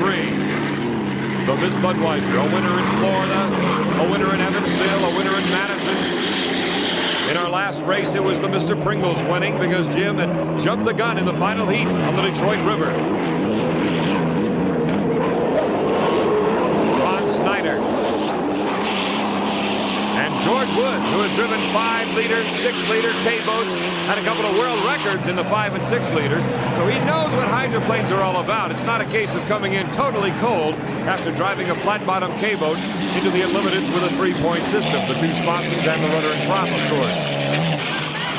Some of the Budweiser crew, Miss Budweiser, watching the other Miss Budweiser down the back chute. And this boat, as I said earlier, 22 victories, the only boat to win more, Bill Muncie's Blue Blaster that came up with 24 victories. This boat, who knows how many wins the Budweiser crew will pick up with that beautiful hull. Nowadays, a boat doesn't live quite as long, though, maybe 3-4 years, and it's time where technology says you got to step up. Well, this Budweiser in control of Heat 1A. Jim Kropfeld, 400 points for the Miss Budweiser. First place.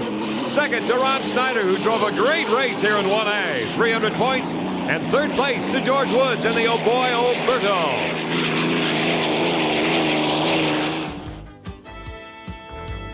So for the record book, the Miss Budweiser and Jim Kropfeld off to a good start. Also Miss Madison, likewise, the Oh Boy Alberto, and the rookie, George Woods, great start for them. The Miss Rock and KISW, Pepsi America's Choice, Jackpot Food Mart. Let's go down to the pits. Talking to Brady Little, he did a kind of a little jump off the dock when he came in that first turn. What was going on?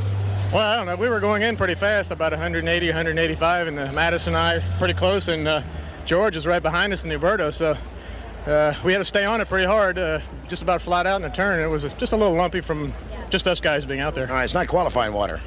Right, not without a doubt.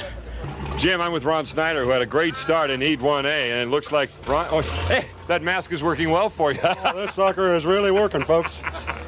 Is that why you had such a great start? That's a great start, wasn't it? I couldn't understand how I did that. You taught me everything I know. You know that. Well, we've always felt you've had a nose for racing. You got it now, right? And just a few miles away from the race course, the desert of southeastern Washington. We'll return to the Budweiser Columbia Cup after this.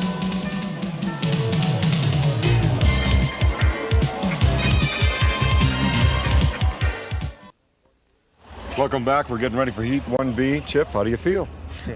Time to go to work again. Time to earn a living, huh? Okay. Yeah, there's got to be an easier way to do this, though. Both of us have got to figure out something, huh? Well, you let me know, we'll do it together. Okay, good luck. Chip will be joined by Jack Schaefer Jr. driving the Tempest, built by Chuck Hickling out of Seattle, and Todd Yarling in Pietro's Pizza, the U-22, new sponsor this year. Of course, this boat, the Mr. Pringles, on a bit of a roll after winning in Detroit. Scott Pierce, the driver, out of Seattle. Beautiful paint scheme, very different. Take it real easy the first lap. First time out. Anyway, other than that, you're ready to go. Just don't forget the ADI. All right, so you want to go what, 6? That's Dave Cully on the left, crew chief of the Frank Kenny Toyota, and Milner Irvin is driver. About 40 seconds. The drivers coming up in Heat 1B. As I said, Jack Schaefer out of Los Angeles, and Milner Irvin making his return to the Unlimiteds. Haven't seen him yet in 1987. Todd Yarling, he has run the entire circuit. Pietro's Pizza, their sponsor for their swing to the west. Scotty Pierce and the Mr. Pringles. We're giving away free Donald Trump gold bars. Folks, we're doing a special Black Friday. And Chip Hanauer looking for his first victory here in this particular circuit. The drivers, again, 5 boats in Heat 1B, a total of 11 for the day. Qualifying speed for the Miller American, overwhelming, certainly. But still, second to the Budweiser, which set a world record. So here come the 5 boats down the main straightaway now for the start of Heat 1B. You can hear the engines accelerate, and here we go. The gun sounds. Pietro's Pizza right on the button on the inside. The Miller American with Chip Hanauer. Todd Yarling on the outside out of Hanover, Indiana. Second place to the Miller American. Good positioning by the Miller. New air scoop on the back as you see going into the first turn. But Yarling in the Pietro's Pizza on the outside, holding on to second place. Mr. Pringles is back a ways, but moving up now on the inside and battling Todd Yarling for second place. Scotty Pierce on the inside, Todd Yarling on the outside. Pierce getting the nod right now as they go down the back chute. Fourth place, Milner Irvin and the Kenny Toyota. The Miller American going into the second turn now. Great acceleration on the part of the Miller American. Chip Hanauer working the Miller hard here in Heat 1B. First time out in Tri-Cities in 1987. Second place now belongs to the Mr. Pringles with Scotty Pierce out of Seattle. Checking the speed on the Miller American here in the first lap, 138.9 miles per hour. A good 8 miles per hour faster than the Budweiser had to work on its first lap in Heat 1A. Some of the crew for the Kenny Toyota, their first race of the season. This is a fantastic boat. It's the old Budweiser, but it's powered by a Griffin engine, a turbocharged Griffin engine, and we'll take a closer look at it during our high performance corner. The Mr. Pringles getting a little light going into that first turn. Got real light during testing earlier this week, and we will take a look at that later on today. But the Mr. Pringles performing better and better all the time, as Scotty Pierce said, running at about 130 or better on 25 test laps prior to the race today. Miller American in first place here in Heat 1B. Second place, Mr. Pringles, Scott Pierce. 2 turbines in this heat, the Budweiser alone in Heat 1A, going against the piston engines of the rest of the field. And then this is the Griffin piston engine with 3 turbos in the back. A fascinating idea. Some feel this might be another way to go in the future of hydroplane racing. Plenty of horsepower from 3,000 to 4,000 horse stacked behind Milner Irvin as he goes down the straightaway. But this, of course, the Lycoming L7 engine with about 2,650 horsepower. Third place belongs to Milner Irvin. First place to the Miller American. And Chip is simply running away from the field right now. He is comfortably in first place. Second place and 300 points would go to Scott Pierce, who won in Detroit. Attrition having something to do with it. Also, Jim Kropfeld jumping the gun at the start of the final. But Scott drove a great race, holding off Chip Hanauer and the Miller American in Detroit, especially in the last 2 laps, to finally get the victory. And it looks to me like the Miller American is slowing down. It is! The Miller American is slowing down after a comfortable lead. Todd Yarling going by, Mr. Pringles going by. And it looks like Chip will get a DNF. Did not finish in Heat 1A, and now it is a struggle to get into the final heat. You've got to get points in these heats, these preliminaries, to have any shot at getting into the final. He will have a big goose egg after 1B, and here will be your winner, Scott Pierce in the Mr. Pringles. 400 points to the Pringles camp. Second place to the Kenny Toyota Volvo Mazda and Milner Irvin, 300. And Todd Yarling and the Pietro's Pizza will pick up a third place, as you see, 400, 300, and 225. Let's go down to Scott Pierce. Scotty, You never know what's going to happen. When did you know the Miller was down? I saw him go down in the corner. I didn't let him get that far ahead, but I just wanted to be conservative and get our boat into the final and not have a problem. You know, the upper end of the course up there, Chip must have run over something, and I don't know exactly what it was, but it took the tips off of both sides of the propeller and caused an awful lot of vibration. The vibration rattled a bunch of things loose in the back end, one of which was the main water line coming off the rudder, which feeds the propeller shaft bearings and all that sort of thing. Is the shaft straight now, the one he's got out there? Yeah, well, it's as straight as us and the crane could make it. Yeah, we ended up having a little bit of a bent shaft and ended up trying to twist the thing up a little bit in order to straighten it, but that's part of racing, I guess, yeah. Indeed, it is part of racing, but the Miller American is heading out with Chip Hanauer aboard. There's George Woods again out of Seattle in his second ride of the day in that Unlimited, the Oboy Alberto, owned by Jim Harvey. Todd Yarling in the Pietro's Pizza. We've got a boat camera right up behind him to the left that we'll get some pictures from, we hope, in this heat. And the Frank Kennedy Toyota with those about 4,000 horsepower to be exact. The Budweiser with 400 points. As you see, the Miller American on the bottom of the heat needs points desperately to get into the final heat. So let's keep an eye on the Miller American as you see Todd Yarling coming down in the Pietro's Pizza. Here comes Chip as he looks for the Miss Budweiser. He is simply stalking Jim Kropfeld right now, trying to get on the inside of the Bud as he heads across the infield. There's the Budweiser. It looks like it's in trouble right now. Jim Kropfeld at the head of the back straightaway. The engine is going. He's got to get it up on a plane at the 1 minute gun. He does not do so. He is disqualified for this heat. You have to be on a plane at the 1 minute gun. So now the Budweiser is disqualified with only 400 points for the day. Long D copy, Wayne. It's illegal. It's illegal.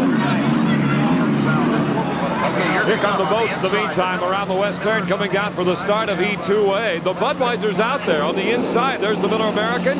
As you see the Bud on the inside, here comes Todd Yarling. And let's go aboard with Todd in the Pietro's Pizza and take a look at what it's like to go down the main straightaway. And there it is as you go aboard the boat along with Todd and the Budweiser in first place. But keep in mind, the Bud has been disqualified.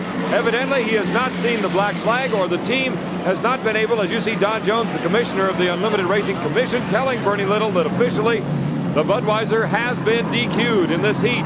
They will try to get a black flag to him. There's the leader, the Miller American, and Chip Hanauer in first place. Behind, of course, the Budweiser, physically at least. And this is the battle for Todd Yarling as he goes down the back chute. The Budweiser, yes, physically in first place, but he has been disqualified, not maintaining a plane, being up on a plane, an engine running at the 1 minute gun. The Miller American needs the 400 points badly.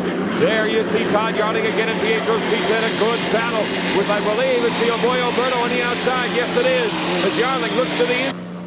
Do you try to save the population of a dying world, or burn it all with the intent of containing heresy? Inside, he's got Oboy Alberto on the outside, and the Miller American is in first place. This would mean that the Miller would have 400 points if he can hold on to first place, tied with the Budweiser with 400 points. It may come down to average speed to see who makes the final. The Miller team can only wait and hope that their boat will stay in first place. Right now, Chip Hanauer is giving Jim Kropfeld a bit of a push as he comes out in lane number 2. Hey, this is interesting. Jim Kropfeld evidently not getting the word. He has still got his right foot all the way to the firewall. And in the meantime, you've got Chip Hanauer trying to catch him. Second place is George Woods in the Oboy Alberto out of Seattle. Here comes the Miller American on the outside. Hey, this is fun. You got the Miller coming up on the Budweiser in lane number 2 down the back chute. Hanauer trying to air it out just a bit as he goes up against the Budweiser, even though he has first place. There is the Pietro's Pizza on the inside. The Budweiser with Jim Kropfeld still airing out the Budweiser, even though he is ineligible, as we have said. There's your leader, Miller American on the outside. Hanauer going against Jim Kropfeld. Their speeds have got to be up there. In second place, again, Woods out of Seattle, the 5 and 6 liter former world record holder and a K-boat driving champion in second place. First place, still Miller American. Second place again, the Oboy Alberto. Look who's moving up. That's Todd Yarling. And on the inside, here comes Milner Irvin in the Frank Kennedy Toyota. Second place, Oboy Alberto with 2 boats right behind him. Miller American, oh, a lot of air under the Miller that time as he goes into that rough first turn. And he has come up deck to deck now with the Budweiser. Again, another good race for second and third. Todd Yarling on the inside with Oboy Alberto holding on to second with George Woods. couple of dandy battles for first and second, even though the Bud is ineligible. And for third and fourth, there goes the Miller and the Budweiser as they pass Mitch Evans and the Pepsi's Choice. Look at this. What a gorgeous, gorgeous sight coming into the second turn. Hanauer on the outside and Kropfeld on the inside. Two of the best in the business, period. Even though the Bud is ineligible, it's still an incredible sight. The Miller laying back just a bit. I'm sure Chip Hanauer knows that he has 400 points if he stays right where he is at 300 for the Oboy Alberto if he can hold on to second place. Look at this battle again with Todd Yarling, George Woods, and on the inside Milner Irvin. And look at the Miller American. My goodness, I can't believe how light he's getting going into the first turn. That is where all the boats have had problems today, going into the first turn out of the main straightaway. Current, wind, I don't know, but they have all had problems, especially the Mr. Pringles with Scott Pierce. Todd Yarling doing battle with the Oboy Alberto. And again, your leader, the Miller American, badly needing 400 points and a good fast lap average in this heat to possibly get into the final heat. It's going to be tough to tell who will be in the field until we complete Heat 2B, which is coming up right after this, being Heat 2A. But here's your winner of the heat, 400 points to the Miller American. So now we'll see who gets into the final. Oboy Alberto, 300 points. He should make it. George Woods. And third place, Milner Irvin and the Frank Kinney Toyota Volvo Mazda. Miller crew, oh, they got to be happy as they know now they've got a fighting chance to get into the final and do battle again with the Budweiser and Company. So the Miller American 400 points, likewise for the day. And a good effort by Alberto, the Kenny Toyota, Pietro's Pizza, nice having that boat camera by the way, and the rest of the field, down to the pits. And the Holson, Miss Madison with that new purified breathing system that has helped him considerably earlier today anyway, sitting behind that turbocharged Allison engine. All the exhaust and everything else. So the rundown for 2B, the Pringles, the Holson Miss Madison, the Miss Rock KISW, the Jackpot and the Tempest. As the boats come around the turn, looks like we've got 4 boats running. We'll check it out as they come down for the start of Heat 2B. But just as predicted, you've got the Pringles and the Holson Miss Madison out in front of everybody else as they come up for the start. Here comes Ron Snyder. All the boats are safe as Snyder alone at the start. Somewhere back on the inside is the Mr. Pringles with Scotty Pierce. Great start by Snyder as he puts the foot all the way down to the floor into the first turn. Here comes the Pringles on the right side of your screen on the inside of Snyder as they go down the back chute. Some of the crew members of the Holson Miss Madison. Snyder has been driving like a man possessed today, getting every inch of horsepower that you can imagine out of that engine and performance out of that boat with 22 victories on it already. Here comes Scotty Pierce on the inside as they come around to complete lap number 1.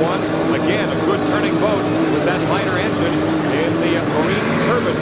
And there's third place. That's going to Jack Berry in the Miss KISW, the Miss Rock, a local radio station in Seattle. Again, the Pringles, though, now has taken over the lead. And here comes Snyder, though, up on the outside. A great battle between a Seattle native on the inside, Scott Pierce, and from Ohio, that being Ron Snyder on the outside.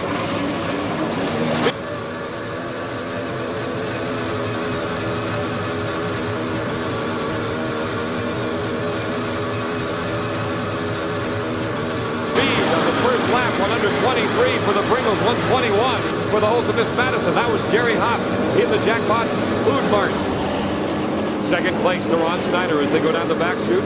Estimated crowd of better than 40,000 here on the Columbia River in 1987 as Scott Pierce goes on trying to gain more points coming into this heat. Scotty ran roughly 25 laps of practice this week. And he hit over 130 miles per hour on each of them. So they are really starting to become a consistent race team. The Mr. Pringles, the winner in Detroit a couple of weeks ago before the circuit headed out west. Ron Snyder got a wave to the crowd. Never too busy to wave. But here's Pierce in that Marine Turbine Lycoming engine.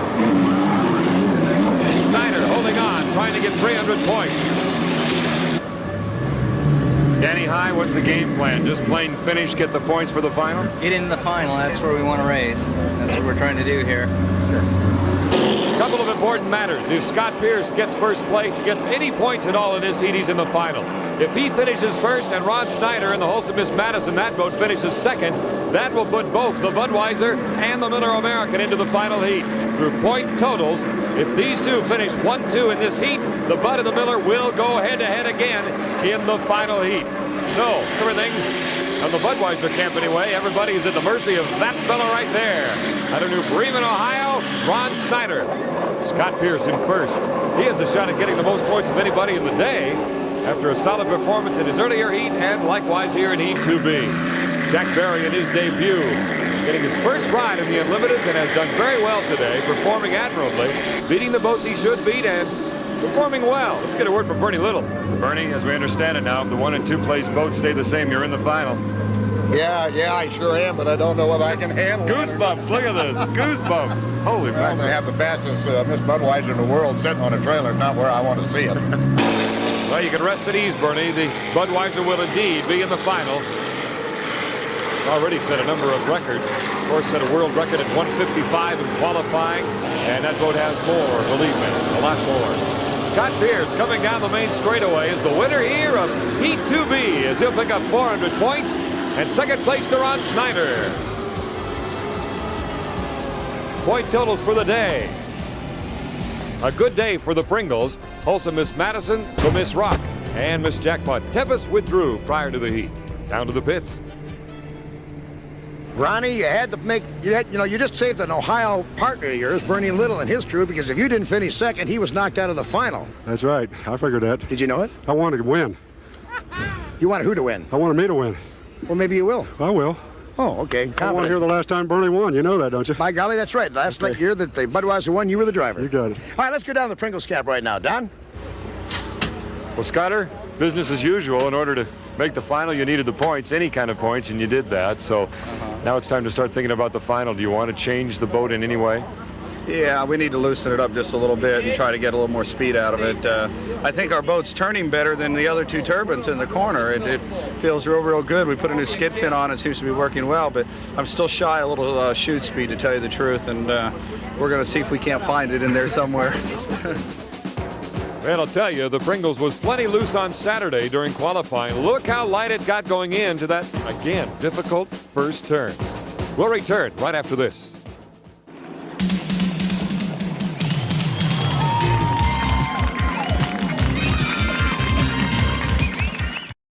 Shopify really enabled us to go from 0 to 7 figures in our first year. You can see your inventory, you can see your sales, your metrics, you can see your traffic, your conversion, all in real time and make decisions that affect your day-to-day business. It is the central hub in which all customer information comes and goes. It's the easiest to use tool I've ever had.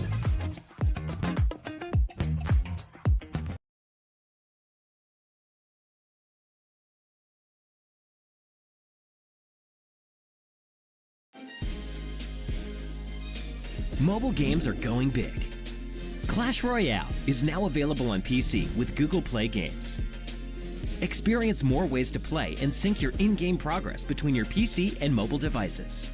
Immerse yourself in the world of Clash Royale with a larger PC screen and mouse controls. First-time players on PC will also receive $7 off your first in-game purchase. Get started by downloading Google Play Games today.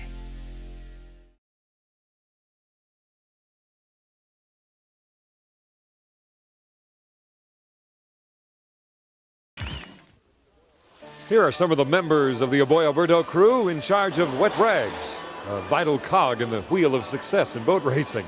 Time for our Mercury update.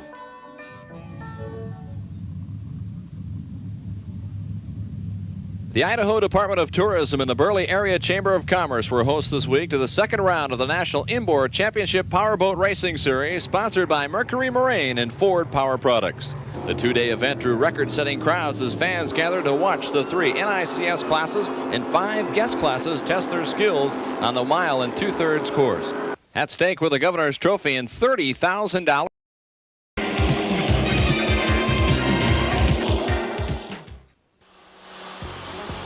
Don Poyer with Jim Hendrick. Tri-Cities, Washington, the final is coming up for the Budweiser Columbia Cup. And Miller driver Chip Hanauer hoping to defend his title.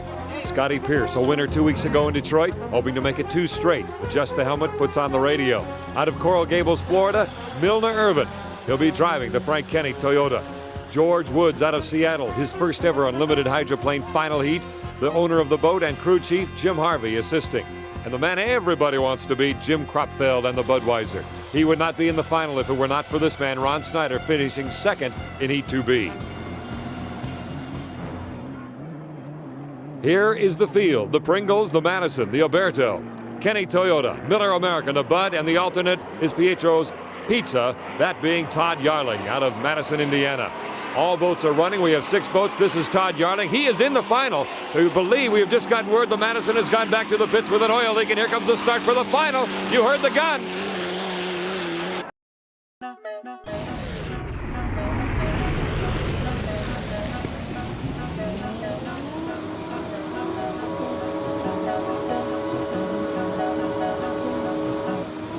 The Budweiser in about lane number 3, heading for the first turn on these long straightaways. Look how smooth the course is as the Budweiser and Jim Kropfeld chases for his 4th victory. That's what he wants.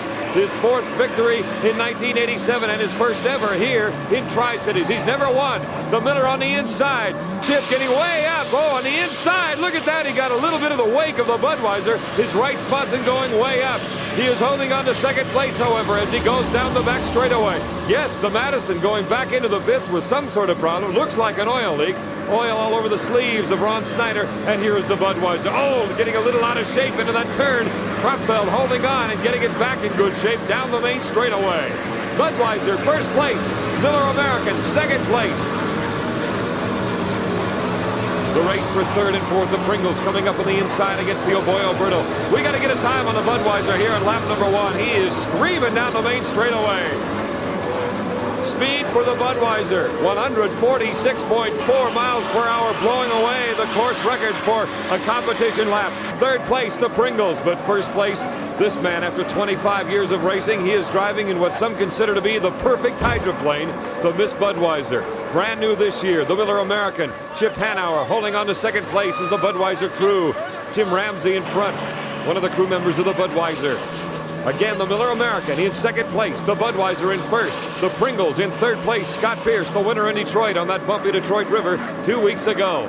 The Budweiser and the Budweiser team not winning here in 9 years. The last time they did it, Ron Snyder was the driver for Bernie Little, and now, thanks to Ron Snyder, the Budweiser made it into the final heat by virtue of points in the preliminary heats. The Budweiser, the Miller American in 2nd place, the Pringles and Scott Pierce in 3rd place coming down, and Todd Yarling in the Pietro's Pizza currently in 6th place. Look how rocky it is as you join Todd now going around that first turn by the bridge. As you can see, the whole world is going by in a real hurry at that speed. The Budweiser going down the back chute. Here's the Oboy Alberto. George Woods and a Merlin engine inside there. That used to be the staple engine. This is the Griffin engine, turbocharged. 3 of them are connected to that Griffin engine. The Budweiser coming up, trying to lap Todd Yarling as he comes around the outside. Look at this boat. The profile, everything about it says speed. The Miller American, they're trying to tame this boat down. They worked on the Sponsons prior to Detroit. They have a new air scoop here in the final in Tri-Cities, and this time it's going to belong to the Budweiser. 9 dry years, and the Budweiser picks up a victory here in Tri-Cities, the Budweiser Columbia Cup. Bernie Little getting victory number 60 in his career, and the Miller American coming in 2nd place. 3rd goes to the Mr. Pringles and Scotty Pierce, but they win overall points. The most points of any boat today in Tri-Cities. 4th place to the Oboy Alberto. And 5th place to the Kenny Toyota and Milner Irvin. So the numbers, the Budweiser getting a victory here in Tri-Cities. Boy, it's been a long time. The Miller American, defending winner here from last year, gets 2nd.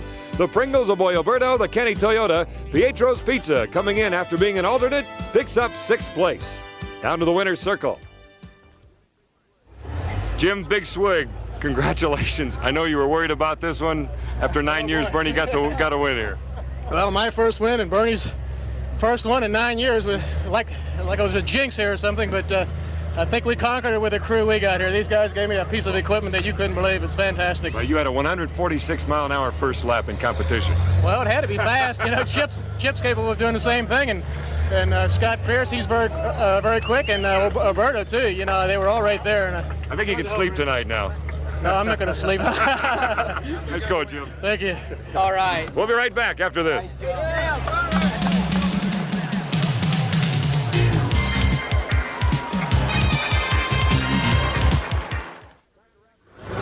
Time to wrap things up here in Tri-Cities, and we didn't have a chance to talk with Bernie Little right after the victory, and we want to mention, of course, that it's been 9 years since you've gotten a victory here, Bernie. It's got to mean a lot to you. Oh, it really is, and I must tell you, Don, that one of the greatest things that this was one for Dean Chenoweth all the way. Believe me, Dean sitting up there applauded us on all the way. I got to tell you that. You never lose your hunger for a victory, do you? Especially never, this one. Never. I was, what can I tell you?